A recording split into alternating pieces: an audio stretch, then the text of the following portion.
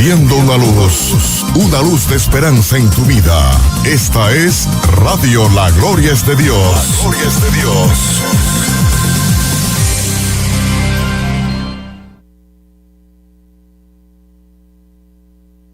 Por favor, veamos Jeremías capítulo 30, versículo 4.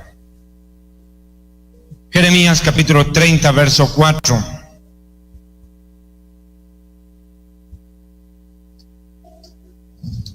Verso 4. Che, ¿quiere abrirse esto? Bueno.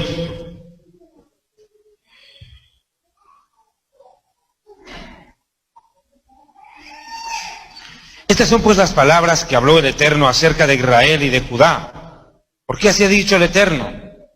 Hemos oído voz de temblor, de espanto y no de paz.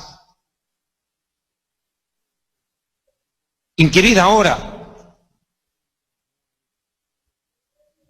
y mirad si el varón da a luz, porque he visto que todo hombre tenía las manos sobre sus lomos, como mujer que está de parto, y se han vuelto pálidos todos los rostros. ¡Ay, cuán grande es aquel día!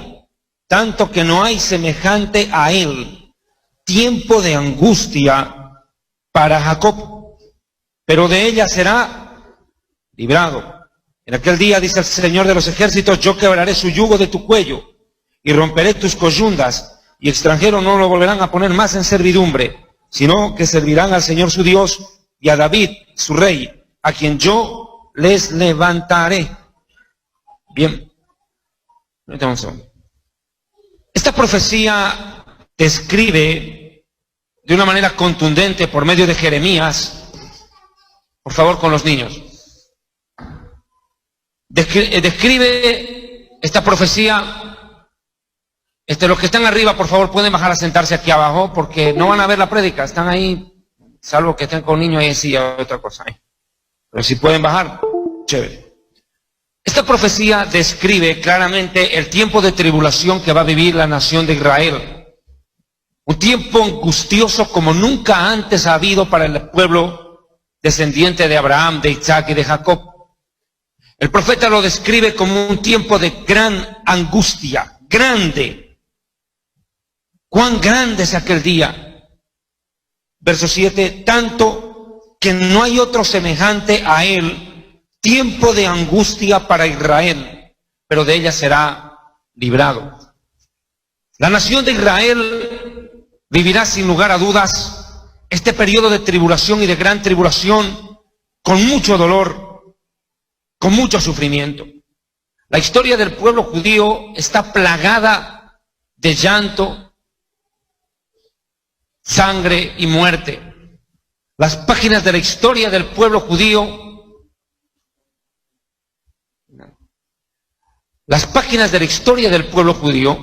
han sido escritas con letras de sangre y de muerte, de llanto, de dolor. Y esto que pensábamos quedaría en el pasado definitivamente, no es así. Desgraciadamente, el pueblo judío va a vivir momentos más terribles de los que hemos vivido ya en el pasado.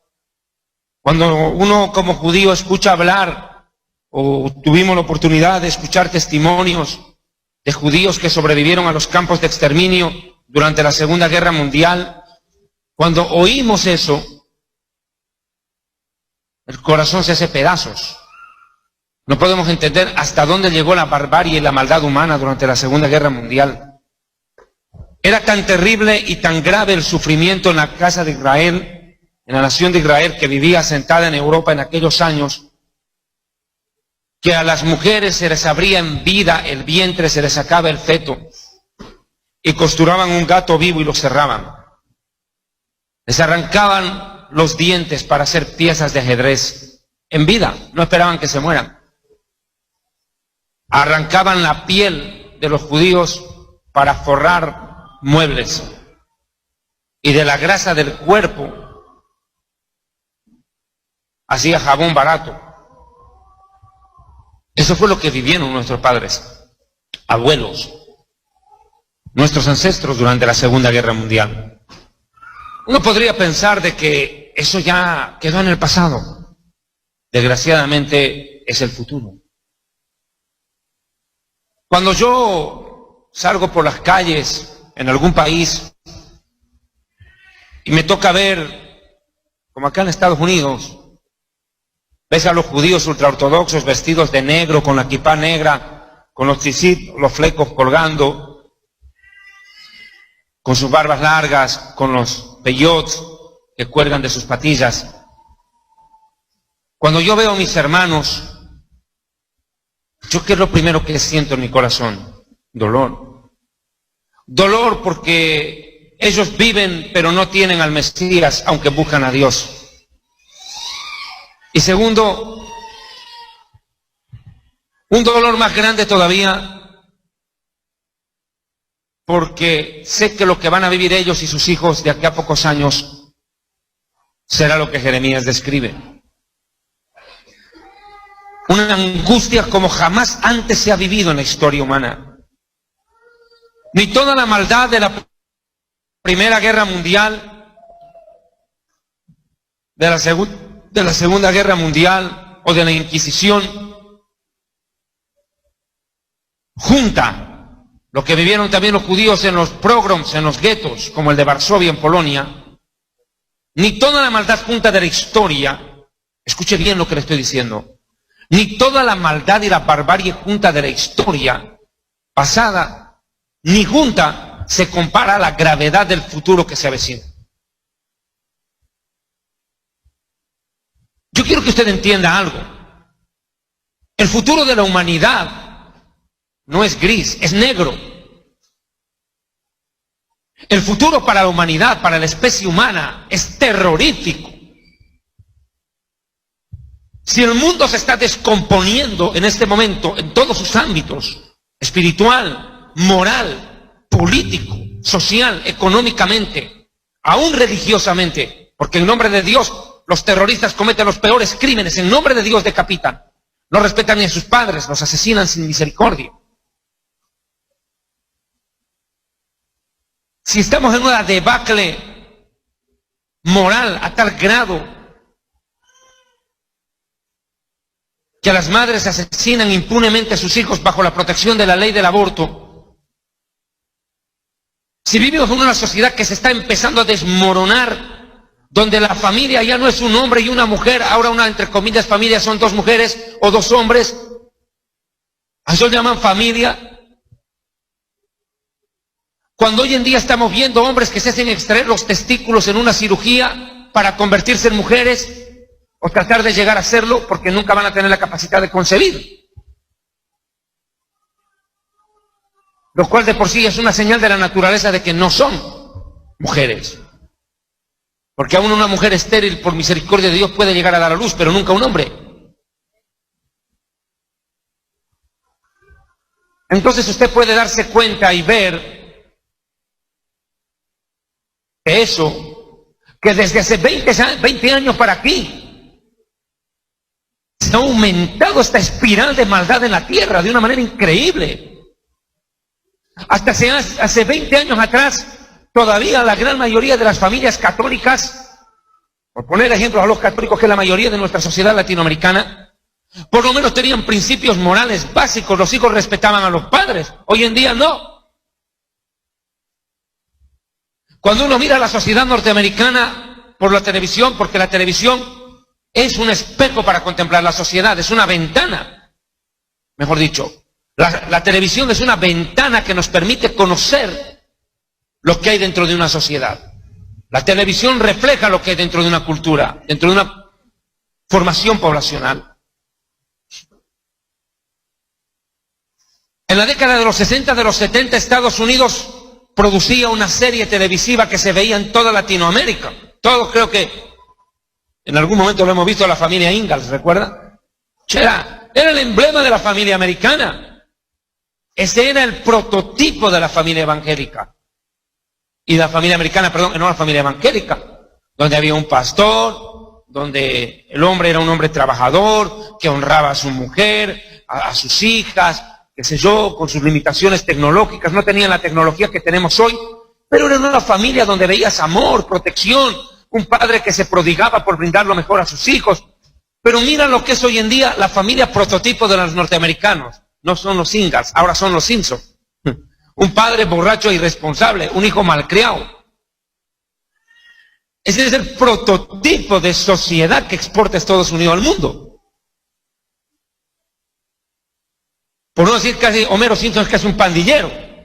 Y mire cómo tenemos toda nuestra Centroamérica, plagada de delincuentes de la peor ralea, muchachos de 20 años que ya tienen por lo menos hasta 15, 30 crímenes. Y se jactan de serlo. Esos tipos no tienen un testimonio que contar de decirle al mundo algo bueno, no. ¿Cuál es el testimonio entre los delincuentes?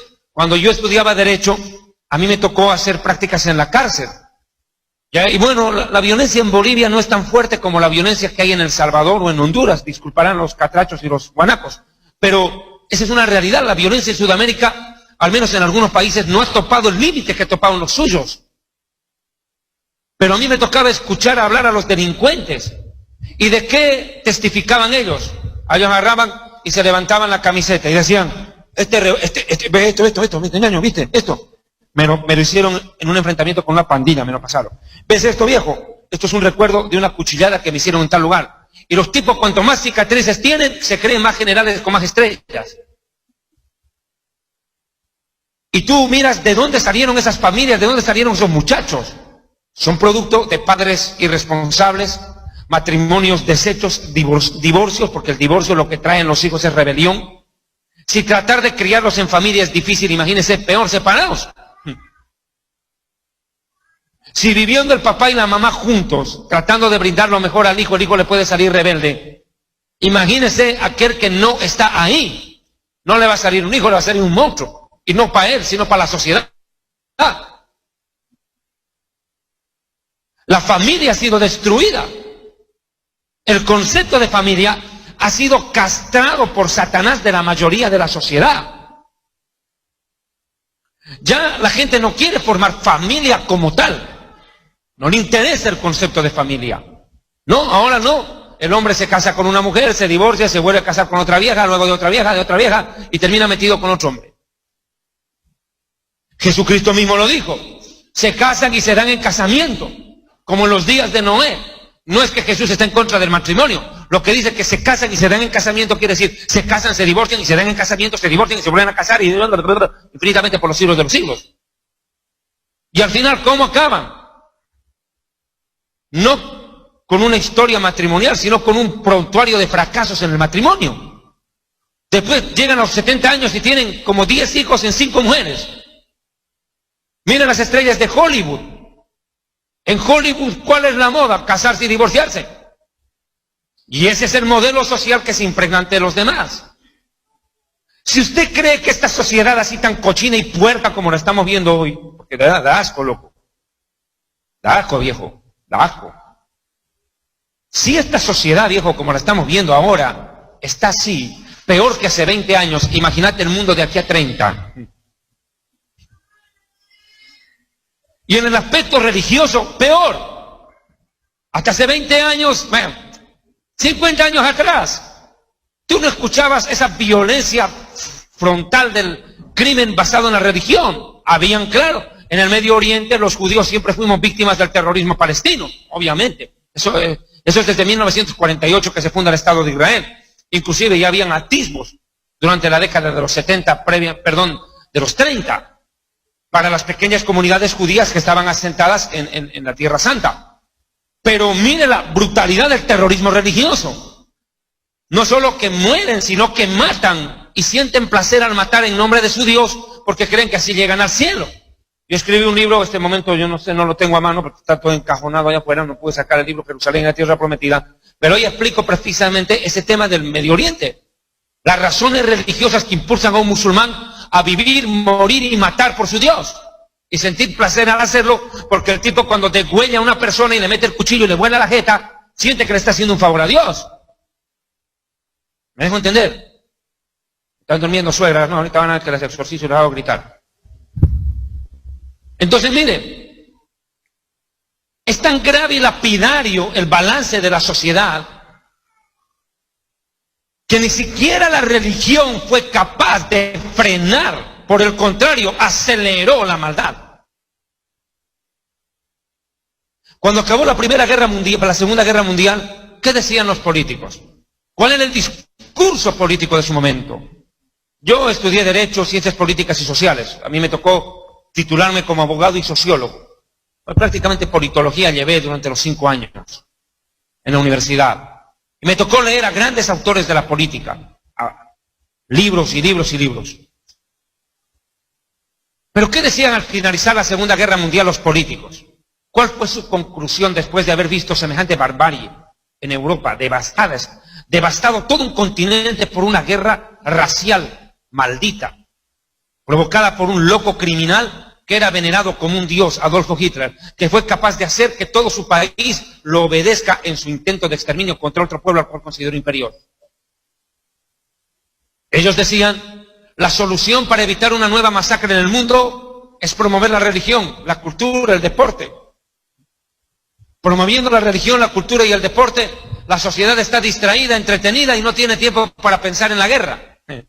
Eso pensaron ellos. Los sociólogos fueron mucho más inteligentes como Augusto Comte y otros más. Ellos, ¿qué entendieron? Los sociólogos dijeron, no, cuidado, que la religión va a provocar una masacre. Porque el fanatismo religioso los va a llevar a unos a odiar a los otros y buscar su exterminio. Mira la religión musulmana. ¿Cómo puede usted entender que un país musulmán invada a otro país musulmán y lo ataque en nombre del Dios del cual los dos adoran? ¿Cómo es esto? Y usted mira la guerra entre sunitas y chiitas. Suníes y chiitas en Estados Unidos no pueden vivir en el mismo barrio, en este país. Imagínese allá, donde no los pueden separar, donde que se agarran y parece una pelea de perros de esos Dogweiler y no los pueden arrancar uno del otro. Y se juraron el exterminio mutuamente. Y sienten que al matar al otro, al del otro bando, que también ora a Alá, cree en el Corán y todo, le están haciendo un favor a Alá. Están matando a un infiel cuando es de su propia religión. Imagínense el destino que les espera a los demás, si entre ellos se masacran. Y estoy hablando de la religión que más se ha propagado en el mundo, el Islam, con más de 1.200 millones de seguidores y que se ha convertido en la cuna del terrorismo. Y donde hasta ahorita los políticos y los sociólogos y los diplomáticos están discutiendo una minucia, una ridiculez. ¿Cuál es la discusión? ¿La religión islámica es una religión violenta, sí o no? Ese es el tema. Permíteme, por favor, gracias. Muy amable. En mi libro yo explico en detalle todo este tema. Porque créame que cuando yo escribí Jerusalén y la Tierra Prometida, yo quise hacer este libro no para la iglesia. El objetivo de este libro no es llegar a la iglesia, les soy sincero. Cuando yo escribo este libro, Jerusalén y la Tierra Prometida, el plan de Dios para Israel, el origen, la historia y la profecía del conflicto en el Oriente Medio, yo escribo este libro con otra visión. ¿Con cuál? De presentarle a la sociedad latinoamericana, no a la iglesia solamente, a la sociedad, cuál es la realidad del Oriente Medio. Primero demostrando que los palestinos no son los filisteos de la Biblia. Esa es una gran mentira de la historia. Los filisteos desaparecieron en el Antiguo Testamento. La muerte de Goliat fue el inicio del fin de ese imperio. El imperio minoático, que fundó 5 ciudades en el Oriente Medio. Es más, la palabra filisteo viene de la palabra aramea peleshet. Y esa palabra peleshet en arameo significa intruso, invasor, agresor. Imagínense. ¿Tú qué pueblo eres? Intruso, agresor, invasor. ¿A quién le gusta llamarse así? La pregunta es, ¿quién les dio el nombre a ese pueblo? No fueron los judíos. Fueron los cananeos. Cuando los cananeos que habitaban la tierra prometida antes que los judíos salgan de Egipto, imagínense en qué época, antes que los judíos salgan de Egipto, los cananeos que habitaban esa región, Cananea, precisamente la tierra del cananeo, del eteo, ferbeseo, jebuseo y todos los feos, entonces, todos esos feos que estaban ahí metidos, usted mira Deuteronomio y nunca aparece la palabra filisteo dentro de los pueblos que habitaban esa región. Llega un tiempo en el cual estos filisteos invaden el Medio Oriente, invaden. y toman por sorpresa a los cananeos y se apropian de una parte de su territorio.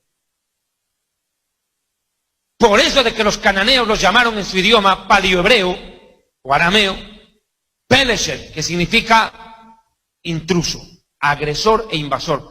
No fuimos los judíos los que les pusimos ese nombre, se lo pusieron los cananeos a ellos. Y cuando llegaron al Medio Oriente, fundaron 5 ciudades. 5 ciudades fundaron: Ashkelón, Gaza, la franja de Gaza donde murió Sansón, Ecrón, Eliad y Gad. 5 ciudades fundan en Israel. Fundan esas ciudades y se establecen en lo que hoy es Israel. Y se arma la conflagración contra ellos. El rey David luchó contra los filisteos. Muchos reyes de la Biblia estaban en encarnizadas guerras contra el pueblo filisteo. Recordará, revisa la historia de la Biblia. Pero ese pueblo filisteo desaparece cuando Sennacherib, el rey de los asirios, o Salmanasar II, como lo conoce la historia, es el mismo Sennacherib de la Biblia, deporta a las 10 tribus judías, las expulsa, las manda al exilio, pero con los palestinos, con los filisteos, tuvo otro trato. A eso sí los exterminó. Los acabó, los exterminó. No dejó nada de ellos. Y el pueblo filisteo desapareció. Por eso es de que la palabra filisteo no aparece en los libros como Habacuc, Sofonías, Nahum. Ya no aparece en esos libros. La palabra filisteo aparece desde el Génesis hasta Ezequiel, que es el último profeta mayor. Luego viene la deportación, regresan y vienen los profetas menores, como Zacarías, Malaquías y compañía. Y en esos libros nunca aparece la palabra filisteo. Peor en el Nuevo Testamento, no aparece. Más claro, cuando Jesús nació, ya no habían filisteos. Ya no existían filisteos cuando Jesús nació. Entonces, ¿cómo puede ser que nosotros entendamos que los palestinos de hoy son los filisteos de ayer? Esa es una gran mentira de la historia. Los palestinos no tienen derecho sobre la tierra prometida, no lo tienen. Porque si aún así fueran hijos de los filisteos bíblicos, pues no tienen que pedirle tierra a Israel, que vayan y le pidan tierra a su mamá. A su mamá tierra, a su mamá patria. ¿Cuál fue su madre patria? Grecia. Porque ellos vinieron de ahí. Los llamaban invasores porque habían venido desde Grecia, desde Creta, Chipre. De ahí vienen los filisteos. Yo aquí en mi libro demuestro cómo la Biblia explica de dónde vienen ellos. Los filisteos no son oriundos del Medio Oriente, son griegos. ¿Y sabe cómo se reconocía esa raza? Porque eran gigantes que tenían 6 dedos en cada mano y en cada pie. Así por cuando los vieron entrar, se asustaron. Estos invasores vienen, nos van a comer. ¿Y acaso no fue que David mata a un gigante de 6 dedos en cada mano? En el Medio Oriente era extraño ver un tipo así. Seres que superaban fácilmente los 3 metros de altura, dicen los historiadores. Bueno, pero a esto estoy llegando. Mire, cómo hoy en día el pueblo palestino se convierte en una causa de hoy. Son árabes de todas las naciones circunvecinas. Egipcios, jordanos, sirios, libaneses, libios, hasta de Emiratos Árabes que tienen una cédula que dice palestino. ¿Listo? ¿Qué hicieron ellos? Vamos a crear un pueblo de la nada, lo vamos a llamar palestino, para que suene algo histórico y bíblico, aunque la palabra Palestina no aparece en las escrituras ni siquiera. En la escritura se llama tierra de Israel. No sé, Jesús nació en la tierra de Israel, no dicen Palestina. Pero ¿qué hicieron? Crearon un pueblo de la nada y ese pueblo empieza a luchar por supuestos derechos y llama la atención de la ONU con tanta gritería que hace y con tanto terrorismo que provoca. Y ahora a ese pueblo inventado de la nada le van a dar una tierra. A ver, le explico más claro. Nosotros los judíos somos un pueblo antiguo que no tenía tierra, porque Dios nos botó de nuestra tierra. Ahora estos que son un pueblo nuevo que quiere hacer creer que son antiguos, se forman como nación y quieren que se les dé territorio. Por eso la ONU quiere crear el Estado palestino, porque no hay. ¿Cuál es la lucha ahorita en el Medio Oriente? Crear el Estado palestino. ¿Por qué estoy tocando este tema? Porque si yo ahorita me pongo a hablar del Medio Oriente y no hago este contexto, usted no me va a entender ni papa bien. Estamos graves ahí. Está como si yo fuera a hacer compras a un restaurante y no sé pedirme un pollo. Imagínense. ¿Qué haría yo que no sé inglés para comer un pollo? Lo que me puede pasar. ¿O no, querubín? What do you want to eat, sir? ¿Qué más puede decir? Así me hago entender. ¿Entendió o no? Ya sabe que estoy pidiendo pollo. ¿Entendió? Ya me han dicho que es chicken. Chicken. Y si quiero repollo, red chicken. Pare de sufrir. Tengo que hacerme hasta de gallina para poder comer en este país. Bueno, suegritas, paren de sufrir. Entonces, ¿qué ocurrió? Este pueblo palestino aparece y emerge de la nada. Y quieren reescribir la historia y reinventarla y darle identidad a un pueblo que nunca existió. Esa es la guerra de Israel. Reconocer a un pueblo que nunca existió. Los palestinos nunca existieron. Había el filisteo, pero ya desaparecieron. Lo cierto es que este preciso conflicto del terrorismo religioso, el caos político y diplomático del Medio Oriente, el conflicto armado desatado hoy en Siria, y todo esto va a empujar a Israel a un precipicio llamado angustia, día de la angustia. ¿Por qué lo llama día de la angustia? ¿Es que va a durar 24 horas? No. Cuando la Biblia habla del día del Señor, el día de la ira de Dios, el día de la ira de Jehová, lo llama de múltiples maneras. Está describiendo un periodo, no un día de 24 horas. Es un día determinado por Dios para empezar a juzgar a los pueblos. Y ahí, mi amigo, habrá comenzado la etapa más terrible de la historia humana. Lo peor de lo peor. Pero antes de que la tribulación y la gran tribulación comiencen, porque quiero aclarar esto, otra vez para los que no han venido ayer, que no han venido. La tribulación y la gran tribulación son un periodo de 7 años, que de acuerdo a la profecía de Daniel, en la profecía de las 70 semanas falta por cumplirse. Esa profecía de Daniel, en la cual se levanta el príncipe que ha de venir, que no es otro que el anticristo, durará 7 años. En esos 7 años se desatarán los 7 sellos del Apocalipsis. Las 7 trompetas del Apocalipsis sonarán y se derramarán las 7 copas de la ira de Dios. Además, que se cumplirán los 7 truenos que emiten juicios. 7 truenos que emiten juicios, los cuales Juan no se le permitió que escriba. Hay un pasaje textualmente en el libro del Apocalipsis donde 7 truenos emitieron sus voces. Y dice Juan, me dispuse a escribir lo que dijeron. Y el ángel le dice, no escribas. Punto. O sea que hay 7 cosas que no sabemos qué van a hacer, pero van a pasar. O sea, estamos hablando que en un periodo de 7 años ocurrirán 28 castigos. ¿Me dejo entender? 28 castigos en 7 años, lo suficientemente lapidarios. ¿Qué es lo que va a desatar la tribulación y la gran tribulación? La tribulación durará 3 años y medio y la gran tribulación 3 años y medio, total 7. Preste atención, por favor. ¿Qué es lo que va a desatar la tribulación? El arrebatamiento de la iglesia.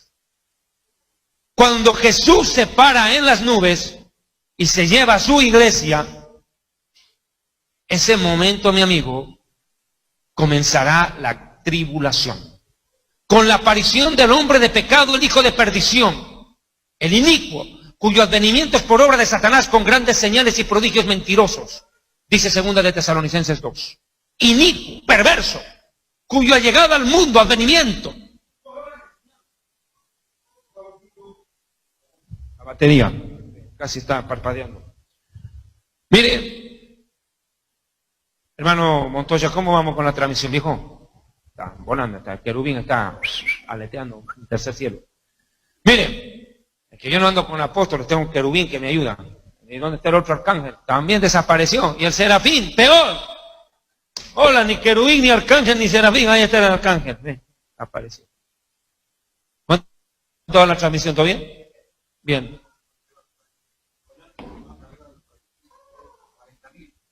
40.000 personas están escuchando la transmisión. ¿Cuántas dan gloria a Dios? ¡Qué bendición! Amén.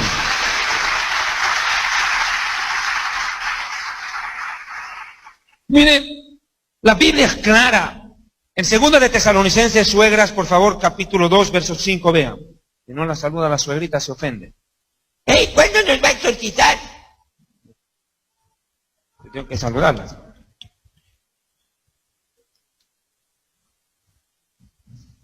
¿Encontraron? Página 116 del libro Historia del Futuro, por si lo desea ver. 2 de Tesalonicenses, capítulo 2, verso 5. ¿No os acordáis que cuando yo estaba con ustedes os decía esto? Y ahora vosotros sabéis lo que le detiene el anticristo, a fin que a su debido tiempo se manifiesta. El anticristo no va a aparecer en el mundo ni antes ni después. Dice que saldrá a su debido tiempo. ¿Cuál es su debido tiempo? No hay fecha, no hay hora. Nadie sabe la fecha en que el anticristo aparecerá, porque la aparición del anticristo está supeditada a la desaparición de la iglesia. Y como el arrebatamiento no tiene fecha ni hora, tampoco lo otro. ¿Me dejan entender? Ya saben, no, si no entienden, o son burritos o están endemoniados, no hay más. Dos caminos, o están burritos, o son burritos o están endemoniados. Así que, amiguito, ponga cuidado.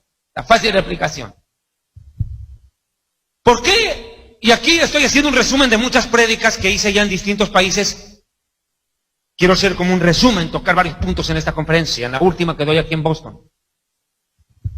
Escúcheme. Hay algo que quiero que entendas.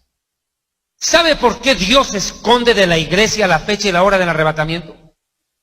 Hay una razón, solo una razón por la cual Dios la esconde. Porque si nosotros supiéramos el día, la hora, minuto y segundo exacto del arrebatamiento, por decir, 1 de enero del 2017 a las 12 de la noche, ¿sabes qué haría la iglesia? Van y pecan con gusto hasta las 11:59. No es la verdad, hermano. El pueblo se desenfrenaría. Yo una vez le pregunté al Señor eso, le he dicho, Señor, ¿por qué escondes esto de la iglesia si es tan importante? ¿Cuál es la razón? Y el Señor me respondió eso. Porque donde que yo les digo, ¿cuándo es? El pueblo se desenfrena. Todo el mundo, 99% de la iglesia, pecaría con cronómetro. Seamos honestos, hermanos, si somos los humanos. Si sabiendo que Jesús nos puede agarrar de sorpresa en este segundo, fallamos, imagínense sabiendo exactamente la hora de su venida. Con más razón. A lo seguro. Faltan 4 meses, hermano. Que aproveche que le quedan 4. ¿O no? El muerto a la tumba y el vivo a la rumba, dijo el colombiano. ¿O no es así? Haría un daño a la iglesia. Sería perjudicial saberlo. Entonces, ¿qué ocurre? Por eso el anticristo aparece, emerge, se hace público en el momento en que algo lo permite. ¿Qué cosa? Que a su debido tiempo algo suceda. Verso 7, porque ya está en acción el misterio de la iniquidad. Ya el diablo está trabajando, ha puesto a trabajar toda su maquinaria. El diablo puso a trabajar toda su estantería para preparar la aparición del anticristo. Escúcheme bien lo que le voy a decir. Así como Dios, por medio de profetas, preparó el escenario perfecto y el momento exacto para que Jesús nazca, el diablo está preparándolo todo para que el anticristo aparezca. Mire cómo el diablo está trabajando a toda máquina. Le voy a poner ejemplos. Illuminatis, masones, satanistas, abortistas, homosexuales y extraterrestres. ¿Qué más quiere? todos trabajando para un mismo fin. ¿Cuál? Crear una era de paz y seguridad, un nuevo gobierno mundial, un nuevo orden mundial, una nueva era. Son frases que ustedes escuchan en la televisión todo el tiempo. Estamos esperando una nueva era, un gobierno mundial, la globalización, lo estamos usando todo el día en nuestras palabras y no nos damos cuenta que ese es el gobierno que el anticristo quiere, un gobierno globalizado políticamente. Hoy en día hay una globalización en intercomunicaciones. Usted con un botón del celular se comunica con una persona en otro país del mundo, instantáneo. Hay globalización económica, porque usted a través del dólar, del euro, de la plata y del oro puede hacer transacciones a nivel mundial. Usted, pero todavía no ha visto una globalización política con un líder político gobernando el mundo. No un país, no una región. Estoy hablando de un presidente que sea presidente del mundo. Ese será el anticristo, el primer presidente del planeta. Pero ¿qué acontecimiento lo va a empujar a él al poder? Primero, pongan cuidado, la destrucción de Estados Unidos es clave para que el anticristo surja. Escuche bien lo que estoy diciendo. La destrucción de los Estados Unidos potenciará a la Unión Europea, que ahorita está en crisis. Al caer Estados Unidos, al venirse a pique su economía, con un colapso financiero provocado por los Illuminati, los masones y los grupos de poder, porque ellos son los que manejan el mundo. Escuche bien. Al caer Estados Unidos, ¿qué les queda a los demás? Potenciar Europa y no permitir que se venga abajo como ya está tambaleando. Hay que potenciar Europa. Y en ese contexto, ¡pum!, se levanta un líder en la Unión Europea. Y que va a tomar el mundo, dice, por halagos. Es decir, que va a convencer. ¿Qué es conseguir? ¿Qué es halagar? Decirle a la gente lo que quiere oír. ¿Y qué hacen los políticos? Exacto, el anticristo será un político que con halagos, dice el profeta Daniel, tomará la honra del reino. Con poder político, va a persuadir. Y todas las naciones se acolitarán detrás de él. Y tomará el control del mundo. Ahora, ¿cuál es el paso siguiente que lo va a llevar al anticristo al poder? Primero quiero hacer una explicación puntual. Yo les pido a los hermanos que están escuchando esta conferencia, que le estoy dando desde Boston, que por favor, los que están oyendo, pongan cuidado a esta explicación, porque la verdad de las cosas, estoy tratando de llevar un mensaje muy puntual sobre este tema, y a veces la gente, ¿verdad?, se pone a charlar, conversa y pierde información. Escúcheme lo que le estoy diciendo.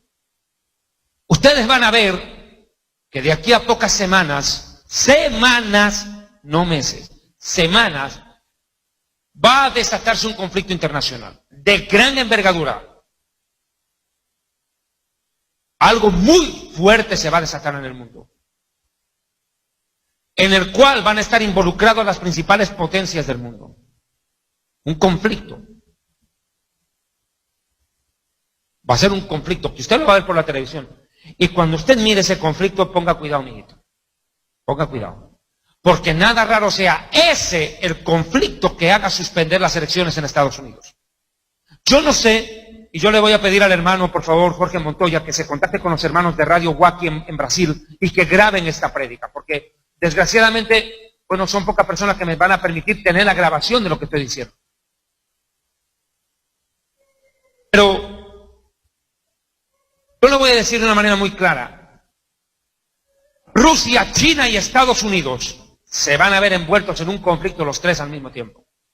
Hasta dónde llegue no lo sabemos.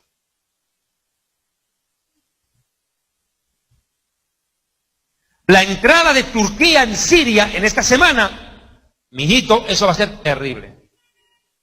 Porque Turquía se compró un pleito, pero de gran envergadura. Los turcos no saben dónde se han ido a meter.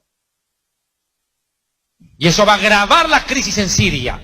Y encima, cuando ya pareciera que están como que poniéndose de acuerdo para acabar con ISIS, que por cierto ISIS es una creación de la Casa Blanca, es una fabricación de los Estados Unidos, ISIS es un monstruo creado por Estados Unidos, con el fin de derrocar políticos opositores, ¿verdad?, al gobierno americano, dictadores, tiranos, nadie va a negar, como Saddam Hussein, como Bashar al-Assad en Siria, Gaddafi, que siempre fueron enemigos de Estados Unidos.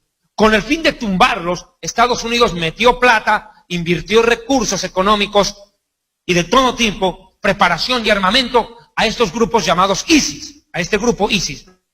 Lo preparó Estados Unidos, con el fin de que tumbe a estos dictadorzuelos.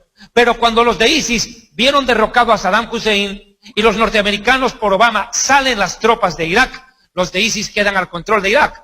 Dicen, ahora es nuestra ocasión. Nosotros ayudamos a los gringos a sacar, ¿verdad?, a Saddam Hussein. Ahora los gringos se van y nos dejan a nosotros el poder. Mire, mijito, ¿sabe qué hizo Estados Unidos en Irak? Lo mismo que poner al conde Drácula a cuidar un laboratorio de sangre. Drácula, por favor, ten la bondad de cuidarme el laboratorio de sangre. ¿Qué cree que va a hacer? Se la va a tragar todo, hermano. Es como pedirle al ratón que cuide el queso y no se lo coma. ¿Usted qué cree que los norteamericanos no se daban cuenta de lo que iba a pasar? Por favor. E ISIS, ese rato dijo, no, nosotros tenemos ahora la capacidad, sin depender de los norteamericanos, porque ya tenían plata, tenían armamento y preparación de primer nivel. Dijeron, ahora, como dijo el paisano mexicano, el Chapulín, no contaban con mi astucia. ¿Y qué hicieron estos de ISIS? Dijeron, ahora somos nosotros los que tomamos el control. E ISIS se les salió de las manos a los norteamericanos y empezó a matar a los mismos gringos ahí. Empezó a matar a los mismos yanquis que los prepararon. Dese cuenta de la situación. E ISIS empieza a tomar pozos petroleros de los países. Empezó a adueñarse de territorios donde había petróleo y empezó a traficar con el petróleo a otro precio, pero de todos modos elevado, para un grupo terrorista. Imagínense, si las FARC en Colombia con el narcotráfico hizo lo que hizo, imagínense otro con petróleo, que es legal venderlo, porque cocaína es ilegal, pero el petróleo es legal. Imagínense ISIS vendiendo petróleo ilegal, siendo legal el vender petróleo, aumentó sus réditos económicos y se pertrechó y se armó hasta los dientes, y empezó a matar a diestra y siniestra, aún a sus propios aliados, los traicionó. Traicionó a los norteamericanos, traicionó a los británicos y empezó la matazón. Y ahora no lo pueden controlar. En pocas palabras, ISIS es un Frankenstein de los Estados Unidos. Fabricaron a ISIS y el monstruo se volteó contra ellos. Esa es la realidad de ISIS. Y ahora no lo pueden frenar. Y ahora todo el mundo se ha ido a meter en Siria. ¿Para qué? Para cumplir la profecía de Isaías 17. Vea. Espero que estén entendiendo, ¿no? Si no, ya grave, si ya saben, ¿no? Profecía sobre Damasco es que Damasco dejará de ser ciudad y será convertida en un montón de ruinas. Las ciudades de Aroer están desamparadas y no ha de haber lugar para los rebaños.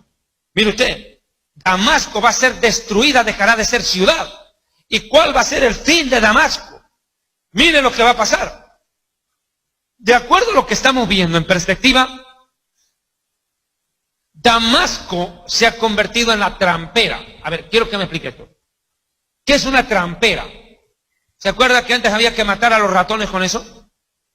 A falta de gato había trampera, ¿cierto?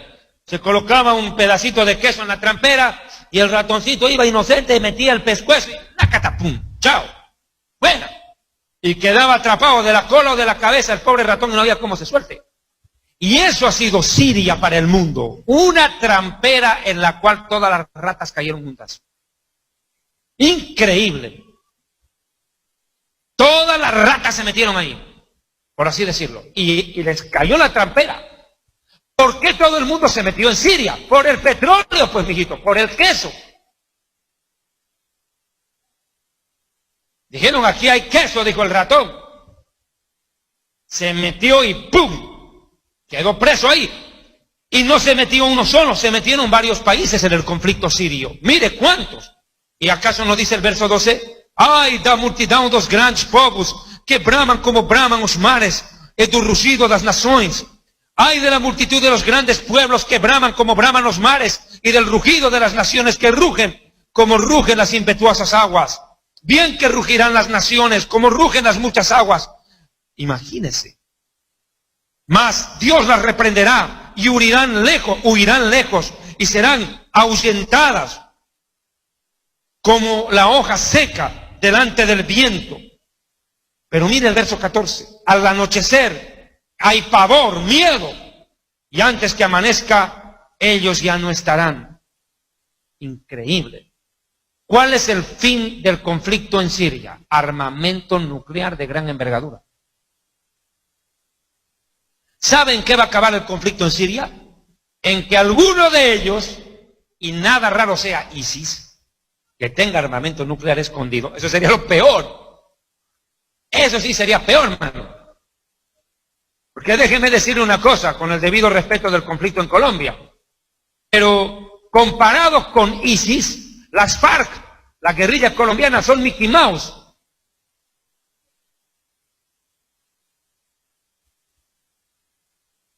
Son Mickey Mouse.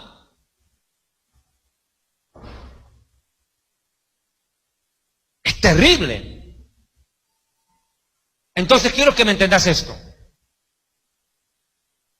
¿Quién sabe ISIS se atreva, si es de que tiene, en el afán de verse acorralado? Porque ahorita todo el mundo cayó contra ISIS. El mismo Obama se fue contra ellos, siendo que los preparó. ¿Quién sabe ISIS en el afán de salvarse diga, bueno, ok, como Sansón en la Biblia, muero pero mato?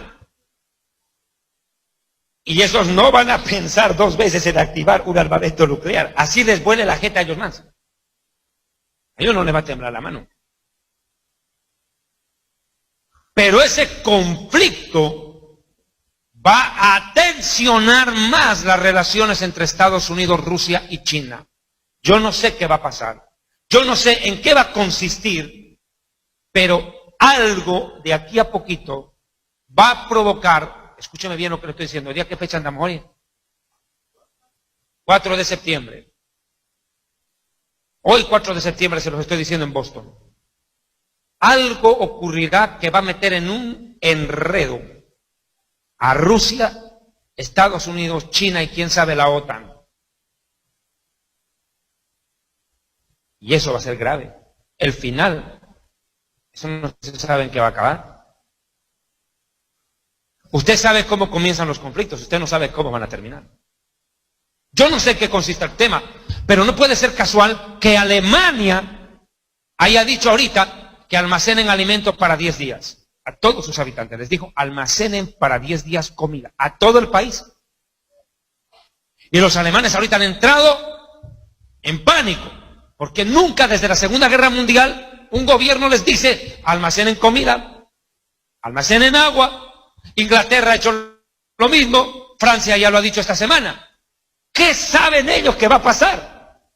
Putin dijo, tomen recaudos, dijo, porque el conflicto por los misiles de la OTAN, que es otro problema ajeno a este que les estoy mencionando, también está poniendo una amenaza, porque Rusia le ha dicho a los norteamericanos, dejen de acercarse y de apuntarme con misiles, porque yo también tengo con qué dar.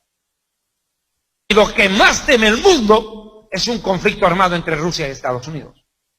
Porque Rusia tiene armamento nuclear suficiente para hacer pedazos a Estados Unidos. Como lo tiene China o como lo tiene el enfermo mental, troglodita, perverso, bruto animal, presidente de Corea del Norte. Ese tipo es un bruto, un animal completo. ¿Sabía usted que el presidente de Corea del Norte es el presidente más joven del mundo? No tiene ni 20 años de edad el mocoso. Y según sus biógrafos, porque lo poco que se sabe de Corea del Norte es tan hermético lo que pasa en ese país. Esta semana mandó a matar a su tío, que era viceministro de no sé qué vaina. Lo mandó a fusilar. Hace poco mandó a matar al anterior tío, a otro tío. Es un loco. Agarró y lo tiró vivo a una jaula de jaguares hambrientos que no habían comido en 2 semanas. Así lo mandó a matar a su propio tío, al hermano de su padre. Terrible es ese loco. Y déjeme decirle que Corea del Norte no es ningún boco de pavo. Porque Corea del Norte en esta semana ha estado tirando misiles al espacio. Esta semana, sin ir muy lejos, lanzó un misil desde el mar. Y las Naciones Unidas, ¿qué le han dicho a Corea del Norte? Vamos a aumentar las sanciones. ¿Y sabe qué les dice el de Corea del Norte? Se le ríe en la cara a la ONU. Y Corea del Norte tiene el apoyo de Irán y tiene el apoyo de Rusia. Y tiene, miren qué posición está. Y ojo, que Corea del Norte tiene armamento nuclear desarrollado. Y tiene misiles que pueden llegar a Estados Unidos. ¿Y sabía usted cuál es la máxima ocupación que hace ese presidente de Corea del Norte?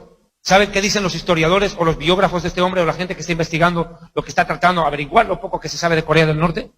¿Sabe cuál es su máxima ocupación de este presidente? Jugar Nintendo. 16 horas al día juegan Nintendo. Ese es un pelado que no tiene 21 años. Y el tipo cree que apretando un botón y lanzando una ojiva será el rey del mundo. Se siente un héroe. Siente que tiene el mundo en sus manos. Con semejante loco, enfermo mental, Estados Unidos está jugando.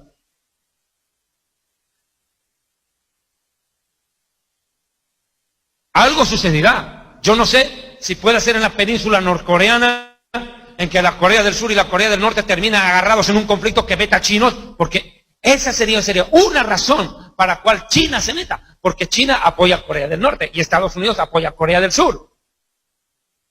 Y Rusia apoya a Corea del Norte también. Lo ayudó a desarrollar armamento nuclear. Los apoyó con formación intelectual para desarrollarlo. Y otra cosa que puede provocar un caos, y lo he dicho en muchas conferencias, el terror más grande que tienen los norteamericanos, los servicios de inteligencia, es el siguiente. ¿Cuál? Que Edward Snowden, que está refugiado en Rusia, haya obtenido la protección del gobierno ruso, porque Estados Unidos, donde lo agarra, lo lincha. Mire, lo que están temiendo acá en Estados Unidos es que Edward Snowden haya conseguido la visa, por así decirlo, o la protección del gobierno ruso a un precio. ¿A cuál? De revelar de Rusia dónde están las ojivas nucleares de Estados Unidos, porque él sí la sabe. Y eso sí es peligroso. Porque Rusia podría hacer lo mismo que hicieron los musulmanes el 11 de septiembre. Usar los mismos aviones de los norteamericanos para cometer el ataque. Usar las mismas bombas aquí para acabar con Estados Unidos. Estas especulaciones, digo bien, especulaciones, no son mías. Son lo que está en la prensa, lo que la prensa ha publicado. Pero ¿qué pueda pasar? No sabemos exactamente cuál va a ser el detonante de un conflicto. Por eso le estoy diciendo, la tribulación recién va a comenzar y mire el caos. Mire la anarquía que se arma. El mundo está expectante de algo que pueda suceder. ¿Qué saben? ¿Qué ocultan los poderosos? Los gobernantes de las naciones más fuertes del mundo. Ellos conocen lo que está para pasar. Ellos no es que se lo imaginan, saben lo que va a pasar. Un colapso financiero del dólar, eso está en camino. Es en cualquier momento. Peor que el del 2008, porque en Estados Unidos la economía cae cada 7 años. Y eso se cumple por las Shemitás, por los ciclos de 7 años. Si usted quiere ver más información, vea el libro El Presagio o la Shemitá del judío Jonathan Cahn, el predicador judío que vive acá en Estados Unidos. Y los que saben inglés pueden entenderlo. Yo también prediqué de ese tema, porque como judío pues lo entiendo perfectamente de lo que está hablando él. La prédica se llama Septiembre 2015 y la Agenda de Dios. En esa prédica yo expliqué este tópico de la Shemitá. Y explicamos cómo cada 7 años el mundo colapsa. En el 2001 caen las Torres Gemelas. En el 2008 colapso económico. 2015-16 viene otro problema para el mundo. ¿Qué es lo que viene? ¿Qué puede pasar en este año de elecciones que provoque que el gobierno cancele las elecciones y dicte ley marcial? Y va a provocar el descontento en Estados Unidos. Estados Unidos ahorita está en la mirada pública porque inclusive se han hablado de los campos de concentración de FEMA. Esto ha sido noticia, yo no me estoy inventando. Ahora, si usted está aquí y no está enterado, mijito, usted está en la luna. Ataúdes transportados a lo largo de las carreteras de Estados Unidos que almacenan hasta 4 cadáveres en uno y están siendo apilados. La pregunta es ¿para qué? ¿Qué es lo que va a pasar en Estados Unidos que va a provocar tanta mortandad que tenga que meter cadáveres, pero como sea. Bueno, yo lo he dicho y lo prediqué hasta la saciedad. Estados Unidos va a soportar un pronto terremoto, pero de gran violencia. Será uno de los terremotos más violentos de los últimos años. El de Japón va a quedar corto.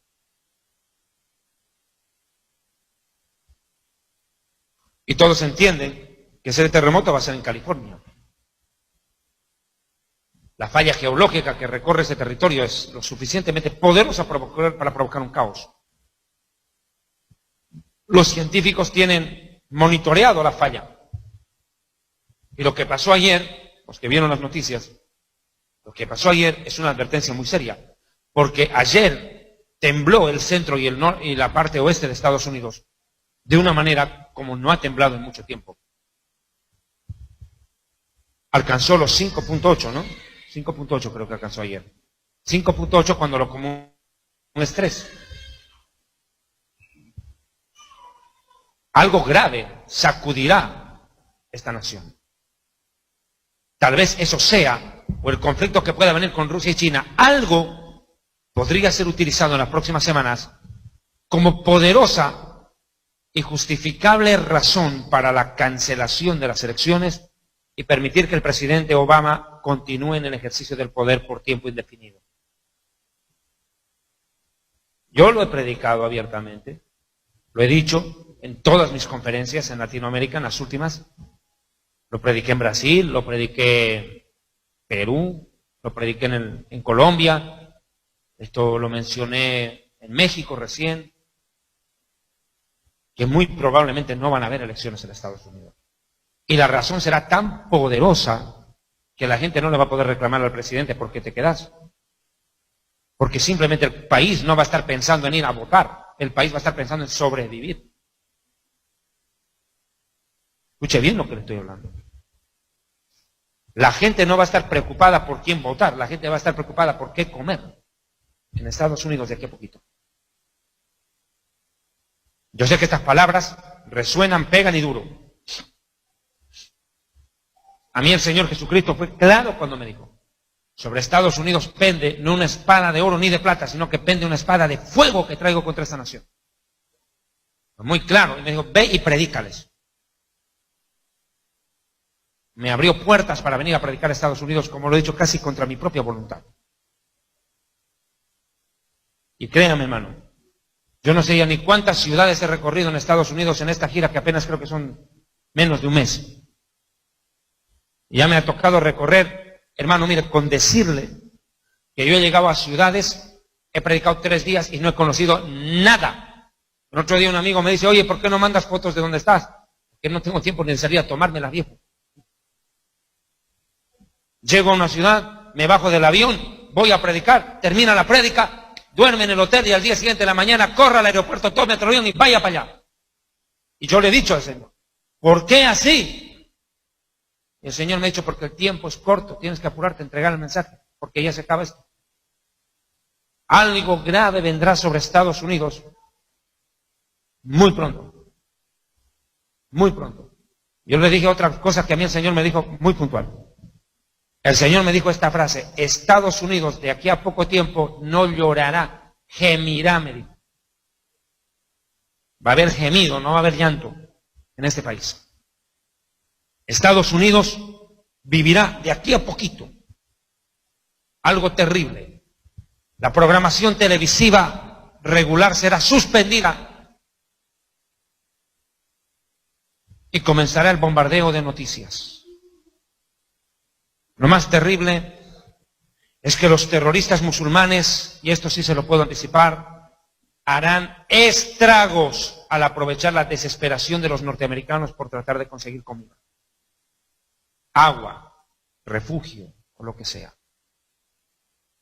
Van a hacer estragos. Y ya, mire, hermano, yo siento que el Espíritu Santo este momento ya me da la autorización para decir muchas cosas. Hermanos, yo tengo que decirles algo a los norteamericanos. Lo que está pasando en Europa es lo que va a pasar aquí. Los terroristas ya están adentro, no van a entrar. Ya están. Entraron. ¿Cómo? Yo qué sé. No lo sé. A Europa se metieron como refugiados. Aquí no sé cómo, pero se entraron. Y en el momento de mayor caos con lo que viene, hermano, ellos van a aprovechar. Y se van a armar terribles, terribles matanzas en las calles de Estados Unidos. No van a poder controlar la horda, la cantidad de terroristas que van a aparecer en un momento. ¡Bum! Y se van a abalanzar a las calles porque ellos no le tienen miedo a la muerte. Mire lo que está pasando en Europa. Y aquí hago una aclaración y puntualizo. ¿Cuál es la razón por la cual Dios permitió que los terroristas golpeen a Europa? Yo lo prediqué en el año 2015. Antes que hubiera el primer ataque terrorista en Europa. No habían cometido ni uno todavía. Lo único era el Charlie Hebdo, era lo único que habían hecho. Era su obra maestra esa vaina. Hasta ahí dijeron, bueno, ya este es un acto terrorista, fortuito, circunstancial. Ya, casi dijeron, pare de sufrir, ya. Mire, hermano, y yo lo dije clarito. Prepárense porque los terroristas musulmanes van a hacer arrodillar Europa entera. Y todo el mundo se me vino encima. Dijeron, ¿de qué estás predicando? ¿Qué estás hablando? Pues ahora miren de la razón. Ahí está. Y lo dije, van a atacar Europa y Dios sí lo va a permitir. ¿Y sabe por qué? Porque la mayoría de los europeos se volvieron ateos y humanistas, le dieron la espalda al Dios de la Biblia, que los bendijo, les dio tecnología, desarrollo, progreso, cultura y formación, y ahora se han declarado mayoritariamente ateos y humanistas, no creen en Dios, y las universidades donde antes formaban intelectual, académica y hasta espiritualmente a los estudiantes, eran universidades evangélicas.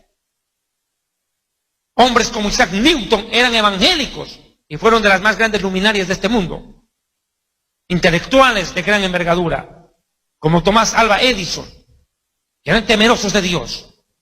Bueno, en esas universidades ahora se han convertido en cuarteles y bastiones del ateísmo y del humanismo. En eso se han convertido. Pues bien, como ese continente donde surgió la Reforma Protestante, donde por primera vez la gloriosa, santa, eterna y bendita Biblia fue impresa por primera vez en la imprenta, y desde allí llegó al mundo entero en distintos idiomas. Fue el génesis de la Reforma. Porque no solo estuvo Lutero, Zwingli, Calvino y compañía, sino que se imprimió la Biblia. Ahora Dios iba a permitir que estos ateos europeos sufran a manos de estos despiadados terroristas musulmanes que enarbolan la fe en un Dios falso llamado Alá, que no es otra cosa que el Dios de la luna, conocido como Baal. Y ese Dios falso va a arrasar Europa por medio de sus apóstoles de la muerte, los terroristas. Esos son apóstoles de la muerte.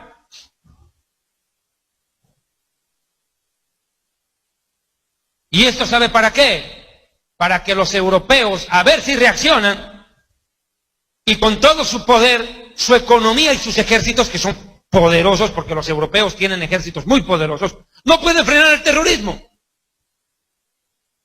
Esto los va a llevar a una conclusión de que necesitan del Dios verdadero para acabar con esta masacre. ¿Me entendieron? Vale. Si no, exorcismo. Ahora escuche. Pues bien, 1, 2, 3, la misma medicina se la va a aplicar Dios a Estados Unidos. La misma vacuna en doble dosis, porque el 11 de septiembre ya pasó y ni así reaccionaron. Dios permitió que los terroristas hagan lo que les dio la gana aquí. Ya estaban aquí y se activaron. ¿Y cuál fue el resultado? ¿Arrepentimiento? No, remordimiento hubo en este país. Remordimiento no es lo mismo que el arrepentimiento. Judas, por remordimiento, devolvió la plata y se ahorcó. Pero si se hubiera arrepentido, hubiera perdido perdón a Dios, hubiera sentido la paz de Dios y no tenía por qué suicidarse. Porque el que se suicida lo hace porque no tiene paz en su corazón. ¿Y por qué no tiene paz? Porque no recibe el perdón de Dios. ¿Entendieron? Pero una cosa es el arrepentimiento, diferente a la del remordimiento. Como quiera que sea, Estados Unidos desde el año 2001 le pegó una acelerada impresionante al pecado.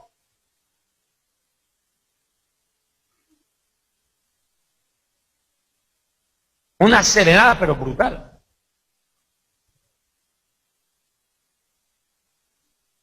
La nación, y más aún en estos últimos años, le ha tocado vivir tristemente la legalización del aborto y de la homosexualidad. Hermano, estas cosas pasan factura. Lo cierto es que Estados Unidos, de acuerdo a las profecías de la Biblia, va a vivir algo grave en breve. La caída de los Estados Unidos es bíblica. Hermanos, yo quiero que me entiendan algo. Cuando uno estudia las profecías de Daniel, puede ver, por ejemplo, la estatua de Nabucodonosor, cuando Daniel interpreta el sueño de ese rey babilonio. Le dice: oh rey, tú eres esa cabeza de oro. Pronto terminará tu imperio y en tu lugar se levantará los pechos de plata y los brazos de plata. Un nuevo imperio, poderoso también. Claro, los medo-persas. Y luego de ese imperio se levantará otro. Bronce. Hasta el vientre. El imperio griego. Y posteriormente se levantará otro imperio que serán pies de hierro. Y 2 pies sostienen la estatua. 2 piernas, perdón, que es el imperio romano de Oriente y el romano de Occidente. Uno con capital Roma y el otro con capital Constantinopla, la actual Estambul en Turquía.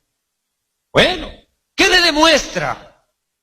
Yo aquí explico en mi libro Historia del Futuro estas profecías de Daniel como la historia, y escúchenme bien, por favor, escúchenme. La historia es el mejor comprobante de la profecía bíblica. Escuchen bien lo que le estoy diciendo. ¿Sabe por qué cómo usted puede comprobar la veracidad de la Biblia? Revise las profecías cumplidas y verá que la Biblia es verdad.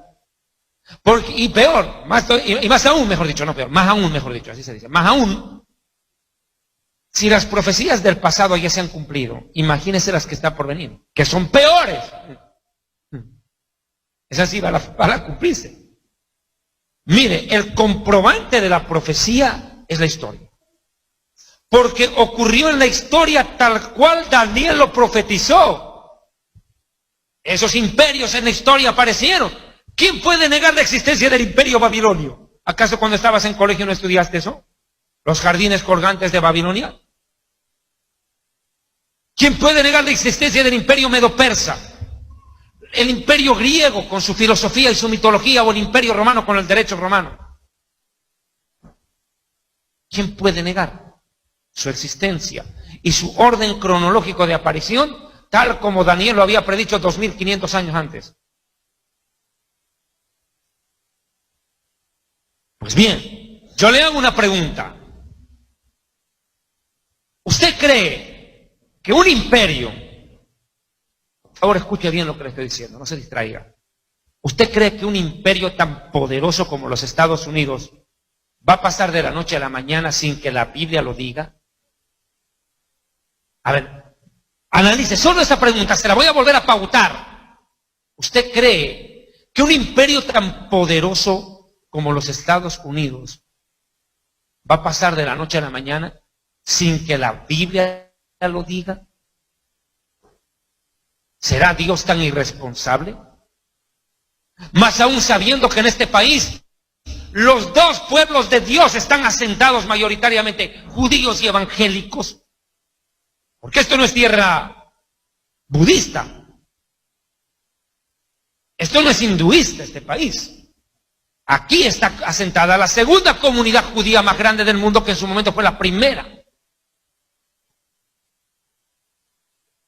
Y aquí está la iglesia evangélica, por apóstata que sea, pero más antigua, más sólida.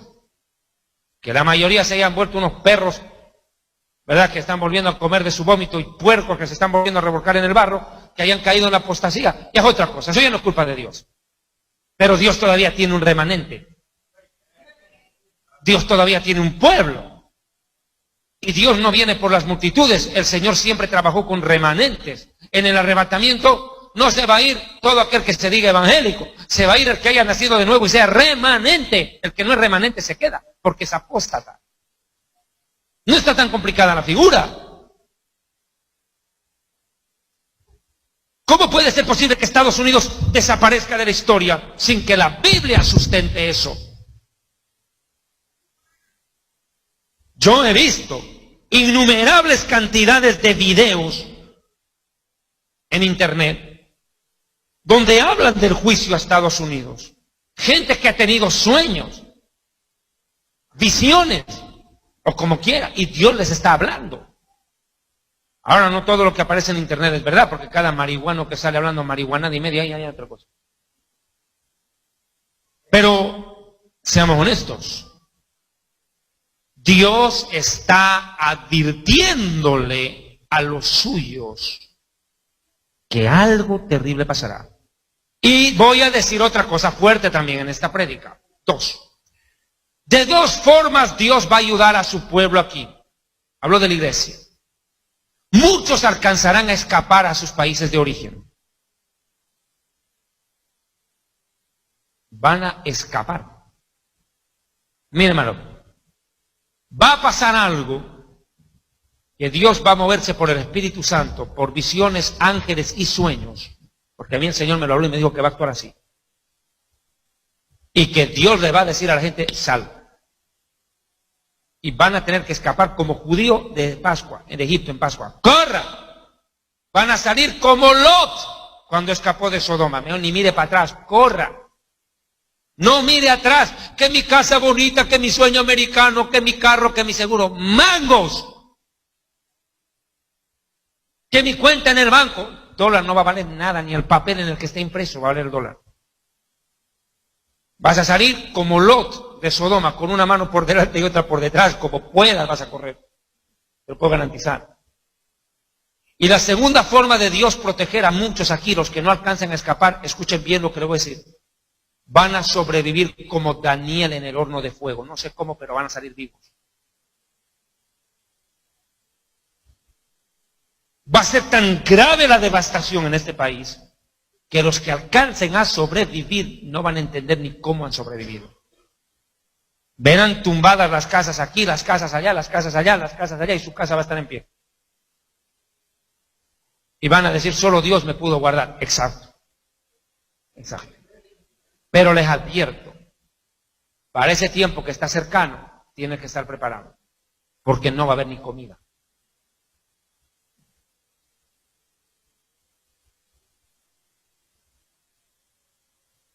Yo sé que este mensaje es duro, no solo para usted que lo escucha, para mí que lo estoy predicando. Porque yo no lo predico con placer, yo lo predico con tristeza. Pero Dios va a tratar con Estados Unidos. Dios va a cobrar la sangre de los abortos y la maldad de la homosexualidad. Dios va a tratar con esta nación. Y hermano, le anticipo,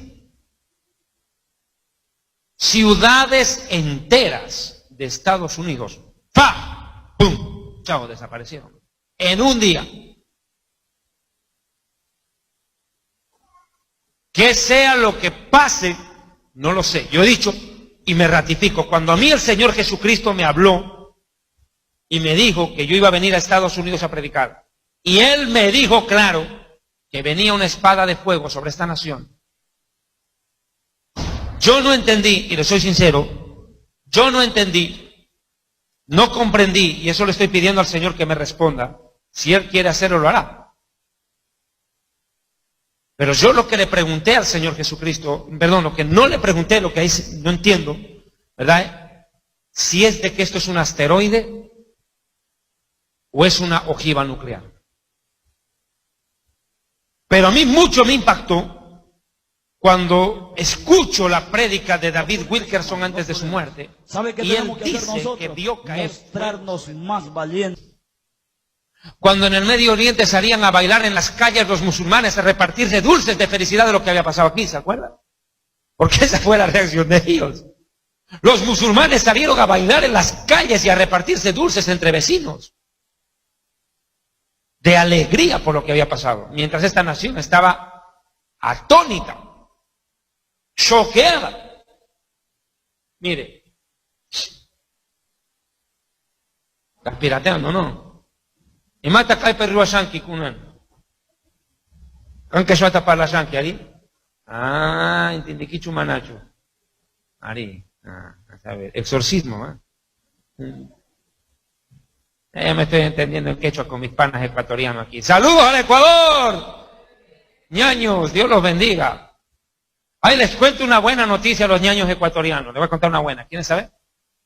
Con el favor de Dios, en el mes de enero nos vamos a juntar en Quito otra vez con Arturo Norero y Yatensi y filmaremos nuevamente. Esa va a estar una bendición. Vamos a filmar nuevamente programas en Quito. ¿Te acuerdas del programa con el pastor Barbudo? ¿Te acuerdas? ¿Qué pasó, mijito? Ese que hablaba así. Y Yatensi, ¡mire, David! Ahí nos vamos a juntar. Estaba muy asustado, tenía que bajarle las pulsaciones porque no quiero que aquí usted se me muera del infarto con esta prédica. No, mijito, yo quiero que usted llegue al cielo, pero no por mi culpa. Salvo que sea suegra, y sí la ayudo a llegar. O la envían o la mando. Miren, escuche, vuelvo al tema. Pongan cuidado. Mire, estoy hablando de algo muy serio y no me quiero salir del punto, pero escúcheme.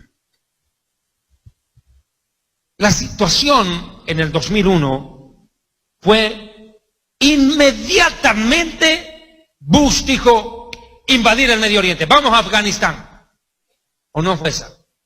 Es de una.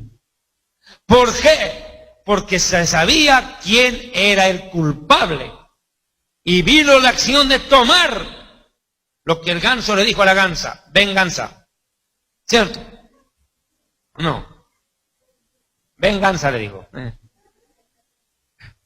Bueno, pero lo que va a venir, para lo que va a venir, Estados Unidos no tendrá a quién culpar ni de quién vengarse porque será de Dios.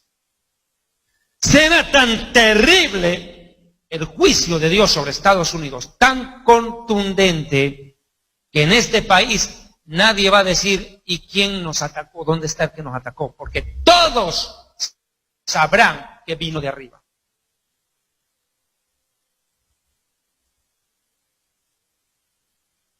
Que fue juicio directo de Dios, usando la naturaleza. Ahí no van a decir que fueron los musulmanes, que fueron los de Al-Qaeda, los de ISIS, no. Que esos van a sacar ventaja, claro, esos sí van a sacar a río revuelto ganancia de pescador, eso sí va a haber, tenga por hecho. Pero lo que viene para el mundo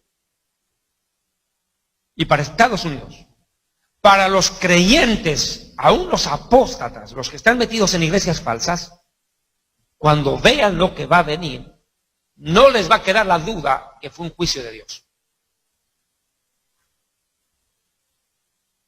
Un juicio directo de Dios. Y tienen dos caminos: enojarse contra Dios o arrepentirse. Y voy a decirles algo más fuerte. Muchos de ustedes van a perder familia y morirán.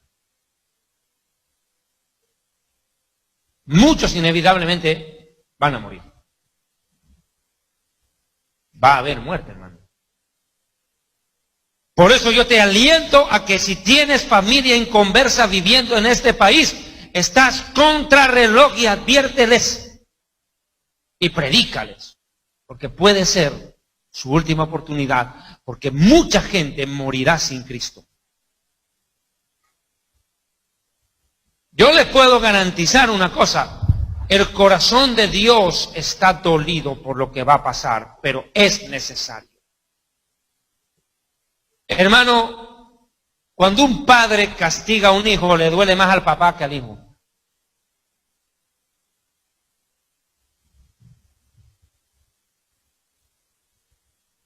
Yo me acuerdo cuando yo era malcriado y terrible, era suegra, era.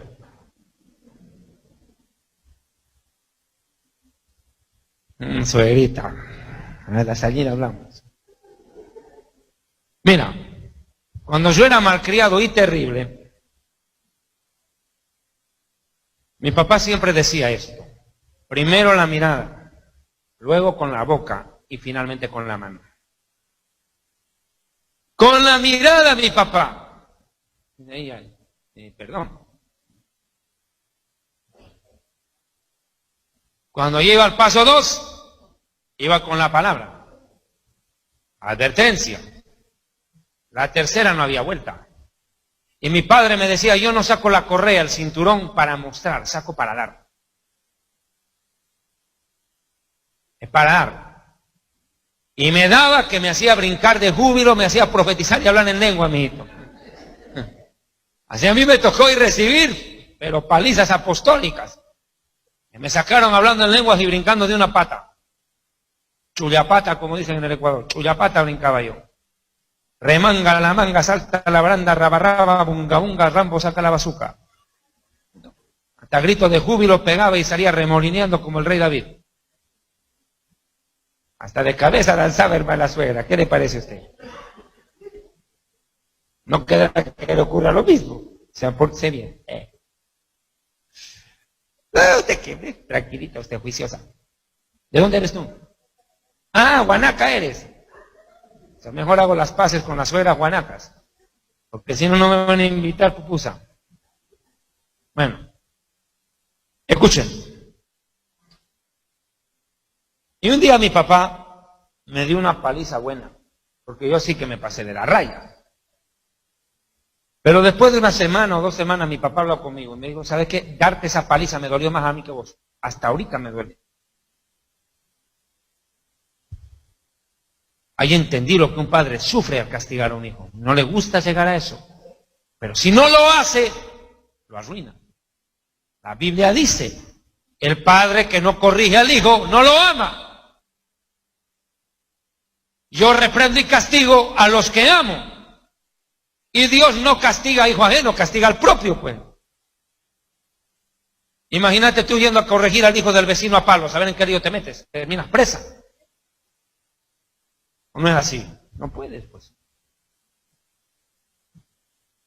Hermanos, lo mismo. Dios va a meter un varazo. ¡Pum! Por eso la Biblia dice que con tu vara, ¡pum! Y con bastón me darás aliento. Cuando es la una y con la otra. Va a venir un palazo tan fuerte de Dios que muchos de los que están jugando con Dios en la iglesia, después de ver eso, no les va a quedar la gana de hacerse los tontos con Dios. ¿Por qué? Porque el que no aprende con amor, aprende con dolor. Es una ley de la vida. Usted no aprende con amor, aprende con dolor. No aprendes con buena, pues entonces vas a entrar, la letra entra con sangre. Y Dios va a permitir un juicio terrible, terrible, sobre este país. ¿No cree usted que Estados Unidos va a escapar del juicio de Dios? Y otro pueblo que está aquí es el pueblo judío. La Biblia dice que los judíos tienen que regresar a Israel en el final de los días. Pero la mayoría de los judíos no quieren irse de aquí. Están bien. ¿Qué tiene que hacer Dios para mover a la comunidad judía de acá? Quebrar la economía.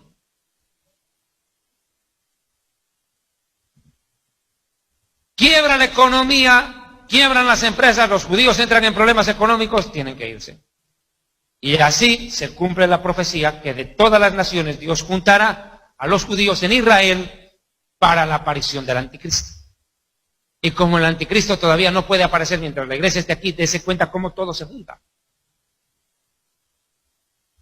Esto es como hacer un buen sancocho colombiano, ¿o no?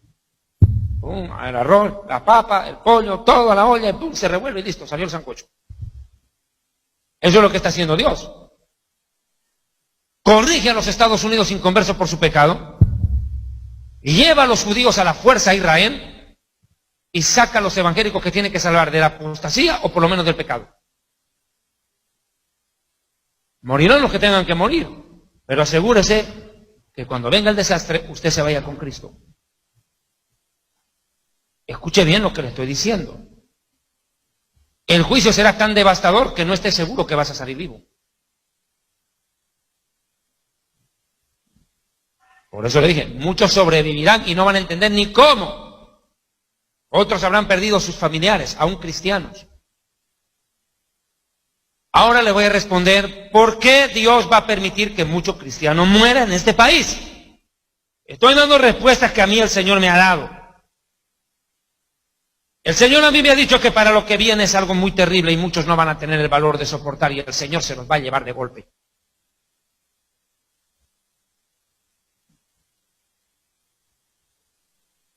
Es tan terrible las cosas que van a venir una tras de otra, que el Señor también me dijo que esto será como los días de Job. Cuando vino la desgracia a Job, y lo perdió todo en un minuto, dice que vino uno a darle la mala noticia. No había terminado de hablar y vino el segundo. No había terminado de hablar el segundo y le llegó el tercero. Así será el juicio de Estados Unidos. Será tan fuerte la lluvia de juicios de Dios sobre esta nación, que este, oeste y norte, centro del país, no van a tener dónde escaparse. Dios va a cercar este país. Lo va a cercar con espada. En el sentido espiritual estoy hablando. Juicio.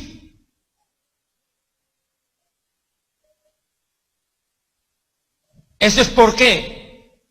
¿Por qué Dios va a permitir que aún muchos en medio de la iglesia mueran? Por una sencilla razón, no están preparados para las peores cosas que van a venir. Y si se quedarían en la tierra, probablemente se van a apartar de Dios y no van a poder ni siquiera irse en el arrebatamiento. Y es mejor que se vayan de una vez. Yo, como nunca antes, ni siquiera en la prédica Babilonia americana, ni siquiera en esa prédica, ni en la, que se llama la otra, destrucción venidera de Estados Unidos, que hice en Washington, ni siquiera en las dos prédicas dije lo que estoy diciendo ahorita. Porque aquí es donde Dios me está diciendo que diga lo que tengo que decir. Estoy dando respuestas que el Señor me permitió recibir y espero que esta prédica quede grabada.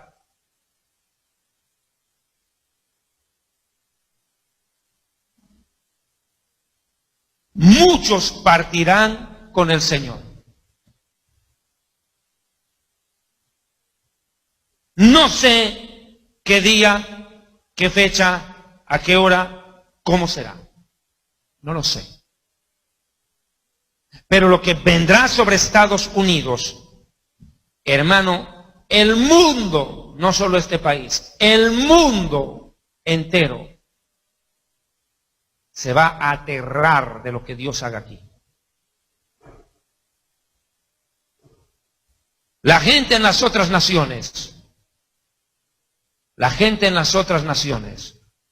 mirará con espanto lo que pasa en Estados Unidos y les servirá de lección para las otras, porque si Dios a esta potencia le hace lo que le va a hacer, que se prepare el resto, porque va a demostrar que para Dios no hay país intocable. Escuchen lo que estoy advirtiendo de parte del Espíritu Santo. Dios le va a demostrar a los demás pueblos, al tocar Estados Unidos, que para Él no hay país intocable.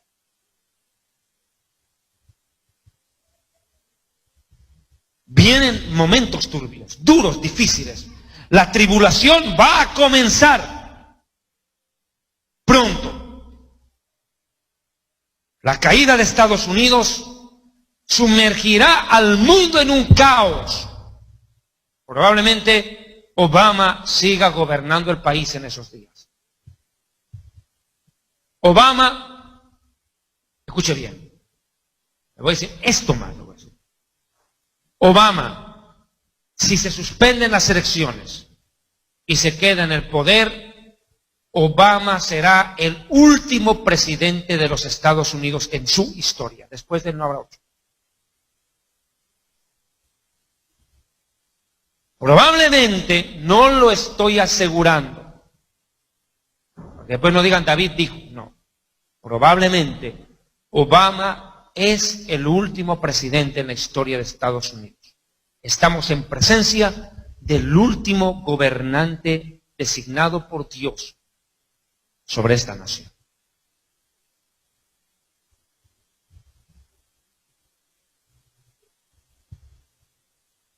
Estados Unidos, por ende, vivirá un momento difícil. Pero esto no nos puede hacer desmayar. Yo aliento al pueblo de Dios en Estados Unidos para que se arrepienta y se prepare, sabiendo que tenemos en el cielo una mejor y perdurable herencia. No perdáis pues vuestra confianza, que tiene grande recompensa, porque les es necesaria la paciencia para que, habiendo hecho la voluntad de Dios, obtengan la bendición, porque aún un poquito, y el que ha de venir, vendrá, y no tardará. Mas el justo vivirá por la fe, no por feria, por fe. Y si retrocediere, no agradará a mi alma. Pero nosotros no somos de los que retroceden para perdición, sino de los que perseveran en la fe para preservación del alma. El que ha de venir vendrá, ciertamente vengo en breve. Jesús viene pronto. Pronto, muy pronto Jesús llamará a su iglesia y la reunirá. Se llevará de este mundo lo único valioso que tiene este momento en la tierra, la iglesia, porque en ella mora el Espíritu Santo. Y cuando haya sido removida de la tierra la iglesia, mire lo que pasará. Volvemos a ese pasaje de 2 de Tesalonicenses 2. Hermano Montoya, ¿cómo va con la transmisión? ¿Ve?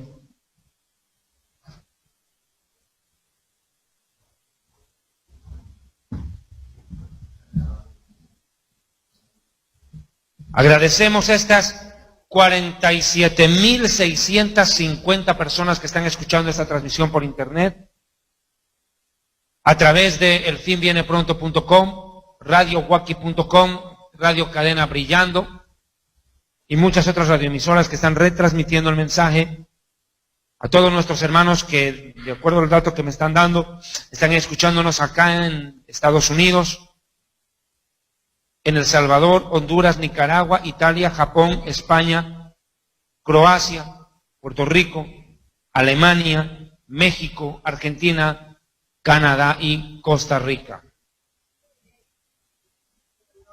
Dios está permitiendo que este mensaje de advertencia llegue. Como quiera, son casi 50,000 personas que están recibiendo esta prédica, y yo siento en mi espíritu ese momento que Dios está haciendo que mucha gente que no oyó este mensaje lo escuche. Yo tengo testimonio en mi corazón mientras estoy predicando que este mensaje está llegando más allá de lo que yo mismo como predicador me pudiera imaginar.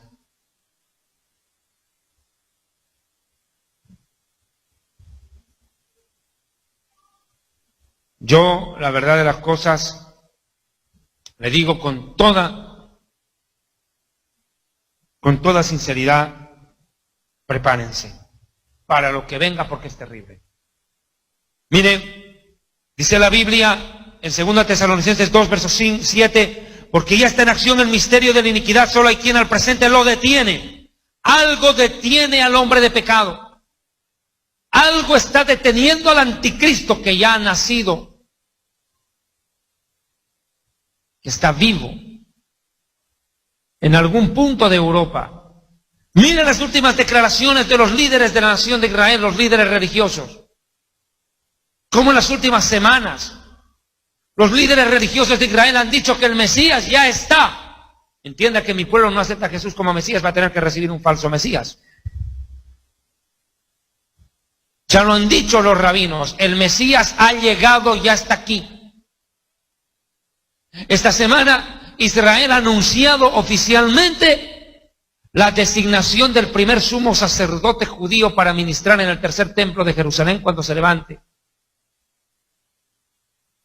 Después de casi 2000 años, de más de 2000 años, Israel recién designa un sumo sacerdote en tantos siglos.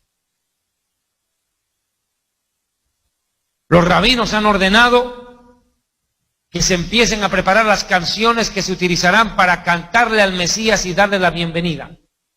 ¿Qué te demuestra? Que el anticristo está a las puertas. El príncipe que ha de venir, ya ha venido. Daniel lo llamó el príncipe que ha de venir. Lo llamó en Daniel capítulo 9. Y luego, el pueblo de un príncipe que ha de venir. El pueblo de un príncipe que ha de venir, dice Daniel. ¿Qué quiere decir eso? El pueblo que ha de venir, el príncipe que ha de venir, destruirá la ciudad y el santuario. Bien, ¿qué pueblo destruyó la ciudad y el santuario de Jerusalén? ¿El imperio? ¿Cuál? Fuerte. ¿Qué imperio destruyó el templo de Jerusalén? El imperio romano. En el 70 de la era cristiana. Dice, y el pueblo de un príncipe que ha de venir. O sea que el príncipe que ha de venir es oriundo del pueblo que destruyó la ciudad y el santuario de Jerusalén. El imperio romano. O sea que el anticristo nacerá en lo que fue el imperio romano. El anticristo nació en el territorio del antiguo imperio romano conocido como Unión Europea. Y es que es lógico. La Unión Europea es el único imperio que no tiene un presidente permanente, visible y con tanto poder. Pero cuando surja será el anticristo. Y está en acción el misterio de la iniquidad. Solo hay quien al presente lo detiene. Hasta que él a su vez sea quitado de en medio. Escuche esta profecía, hasta que él a su vez sea quitado de en medio. O sea, que será quitado de en medio el pueblo redimido, la iglesia. Cuando sea quitado de en medio, entonces, quiere decir luego, inmediatamente, se manifestará, se hará público aquel maligno a quien el Señor matará con el espíritu de su boca y con el resplandor de su venida lo destruirá, la segunda venida. O sea, que lo que va a suscitar la aparición del anticristo en el mundo es la desaparición de los creyentes de la iglesia. Por enésima vez lo digo. La aparición del anticristo está supeditada, a la desaparición de la iglesia. Para que emerja el anticristo, se va a la iglesia. ¿Me escucharon? Se va a la iglesia. ¿Por qué estoy predicando con tanto énfasis estos temas en esta gira en Estados Unidos?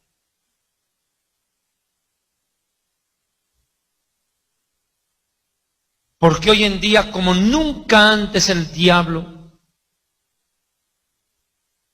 de en medio del mismo pueblo evangélico,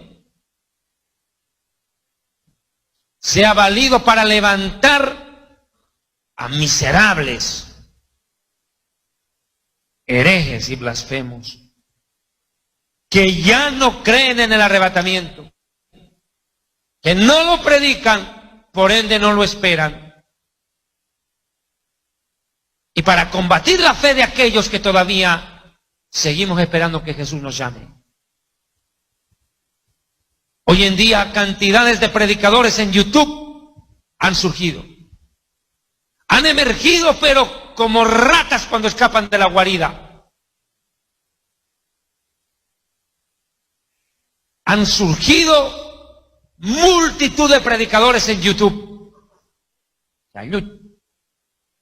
Y esos predicadores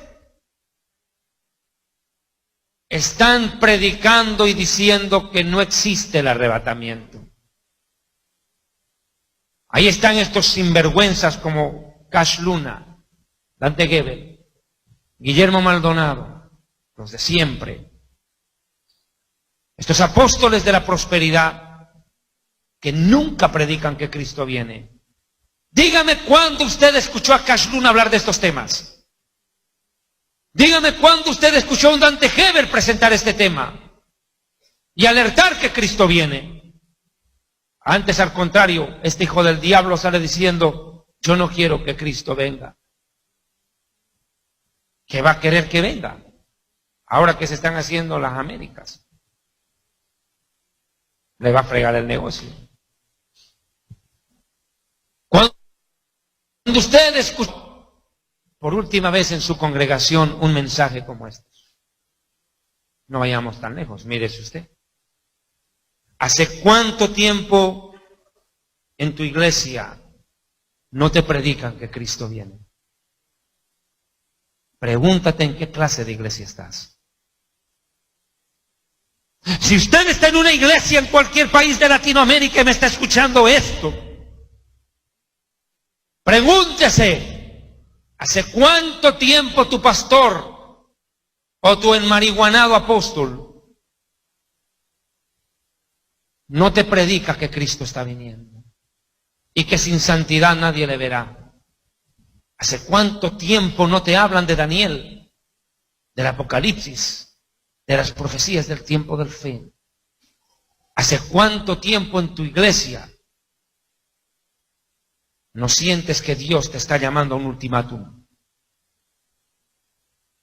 Quizás debas preguntarte, este minuto, ¿en qué sarna de secta te fuiste a meter?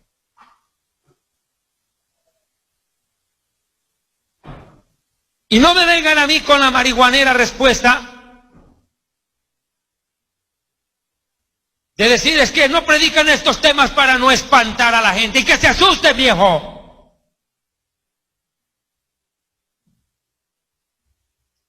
Porque yo también me asustaría si me dijeran que me voy a quedar.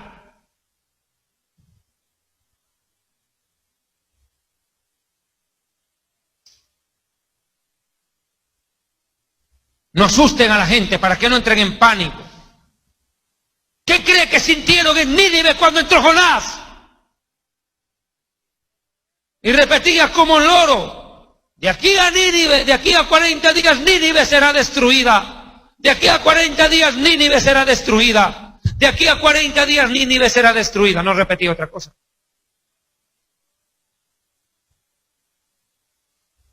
¿Qué hizo el rey de Nínive? Asunasirpal II, así se llamaba ese cuate. Asunasirpal II. ¿Qué hizo el rey de Nínive? Se postró en el piso y se arrepintió, hasta de su trono bajó. Dejó su lugar de rey y se tiró al piso como cualquier criado.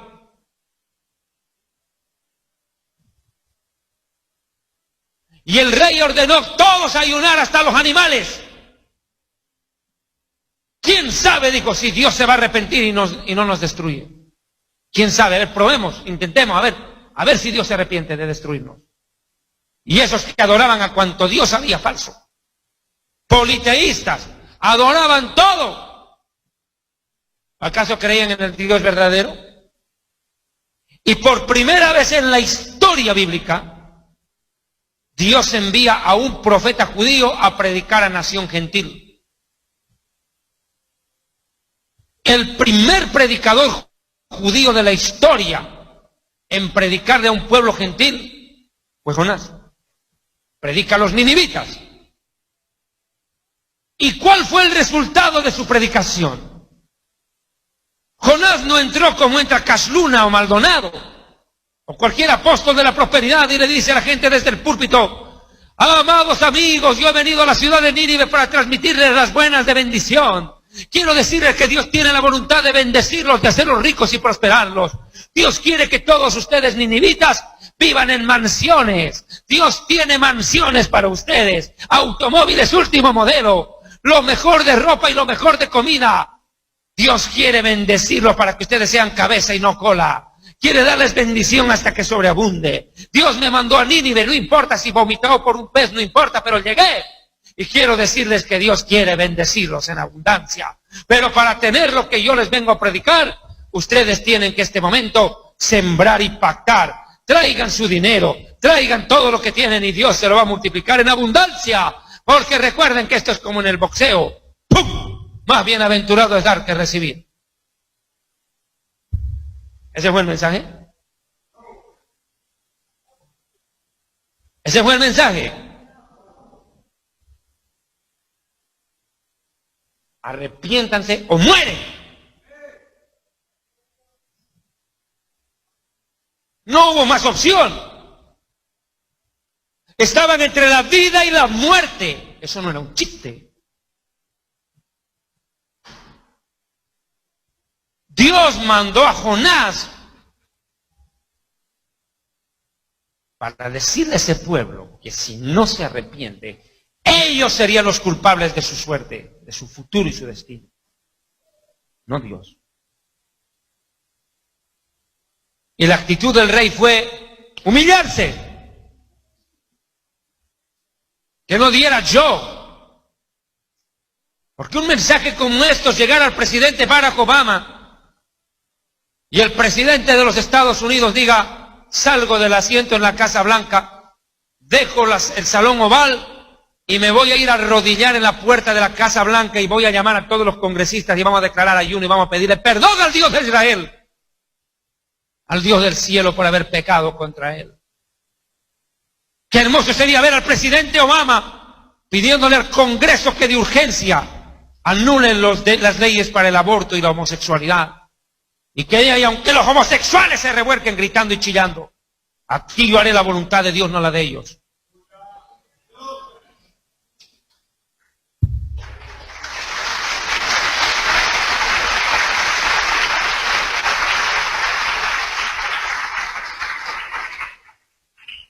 Pero no va a pasar eso. No va a pasar. Y como no va a pasar, pasará lo que iba a ocurrir en Nínive, que Dios sí los iba a juzgar. Esto es como dijo Gabriel García Márquez. Crónica de una muerte anunciada, Lito. Es una crónica de una muerte anunciada. Ya sabemos el final.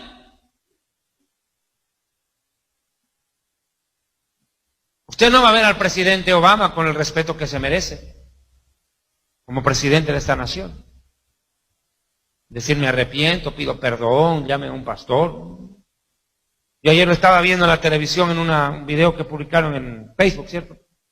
Donald Trump entró a una iglesia evangélica y no sé si vieron ustedes el video, estaban dirigiendo la alabanza, estaban alabando y cantando a los hermanitos y ahí se lo ve a Donald Trump.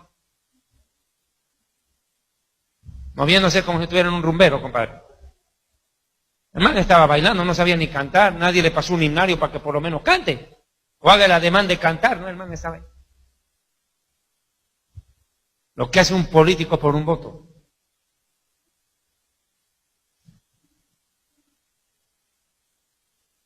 Vuelvo y le digo, hermano. Vuelvo y le digo. Ustedes no pueden depender del cambio de presidente, porque la iglesia no depende de un presidente, depende del rey. Y yo, a través de esas palabras también, quiero decirles a los hermanos en Venezuela, yo sé la situación que están viviendo. Es triste, es lamentable lo que está pasando en Venezuela. Yo hace 3 años que no voy a predicar a ese país. Ya se ve mucha gente en las iglesias desesperada porque no hay comida. Pero yo les tengo que decir a los venezolanos, otra vez tienen que agarrarse de la promesa de la cual habló el rey David. Joven fui y he envejecido, y nunca he visto justo desamparado, ni a sus descendientes mendigando pan. Hagan lo justo ante Dios. Su comida no depende del presidente Maduro, depende de Dios. Y si Dios, que alimenta a las aves del cielo, que no siembran, no cosechan ni recogen en granero, ¿cómo no va a dar comida a su pueblo? Están pasando escasez, pero de hambre no van a morir. Al menos los creyentes no. Y esto es para que se vea la diferencia entre estar con Dios y estar contra Él. Mis distinguidos amados hermanos, hermanas y suegras, cierro con estas palabras esta predicación. Este es un tiempo crucial. Yo quiero decirle a toda Latinoamérica que empiecen a contar la cuenta regresiva. Ya estamos a un pie del arrebatamiento. El que ha de venir vendrá. El Señor Jesucristo pronto llamará a su pueblo. Pero resta un pedazo, un trecho corto, pero el más duro. Hemos recorrido lo más largo, pero lo más duro está por venir. Será corto, pero terrible.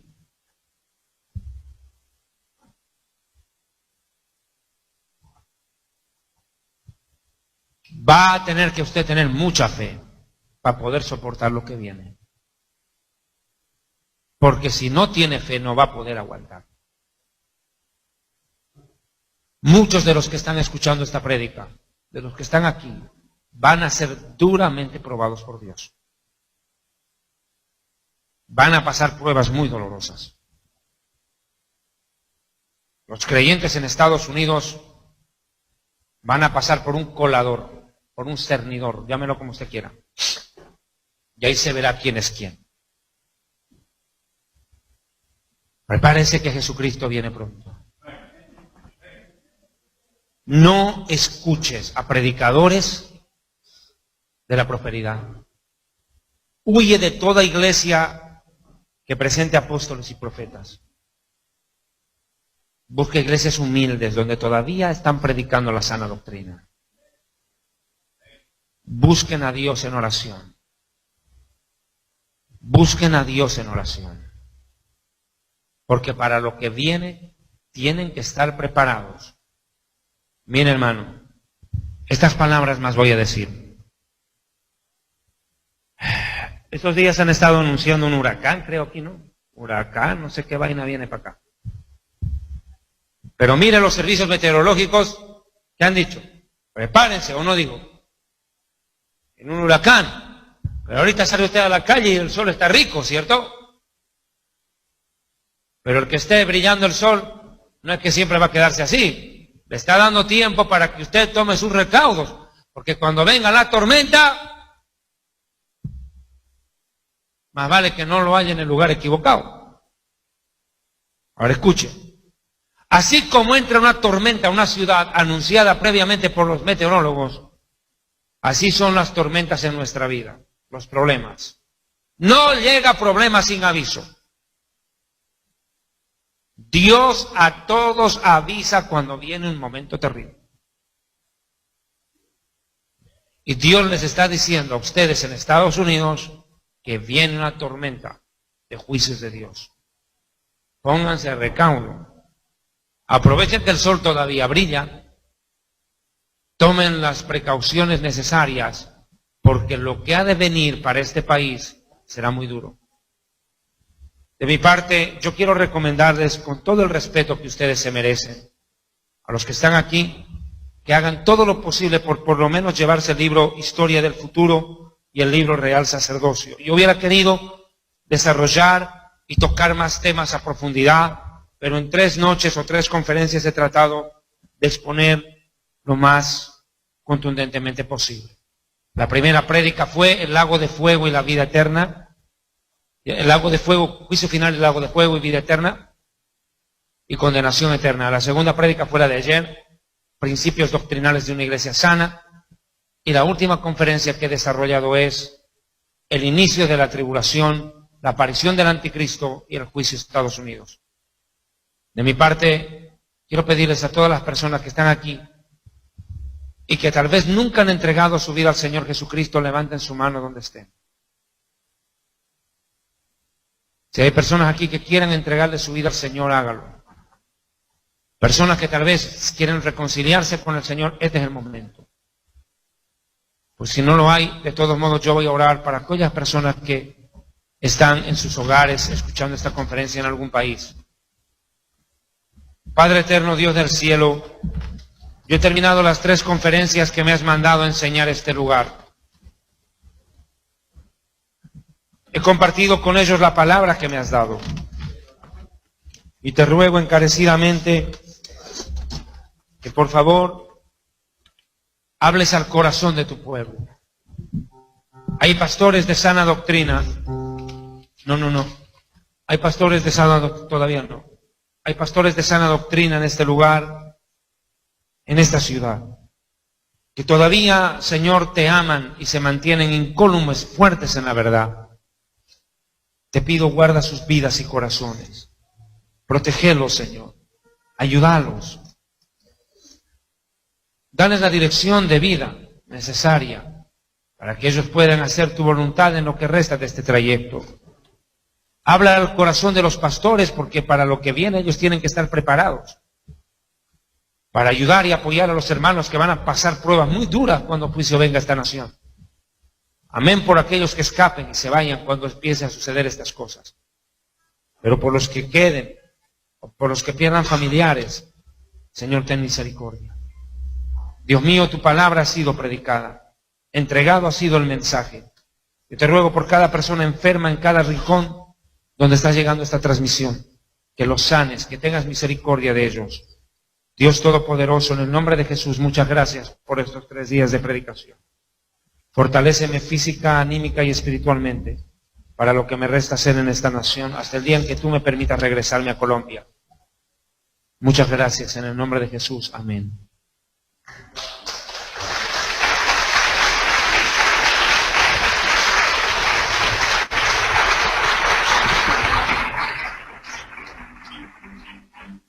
Dios bendiga, amados hermanos.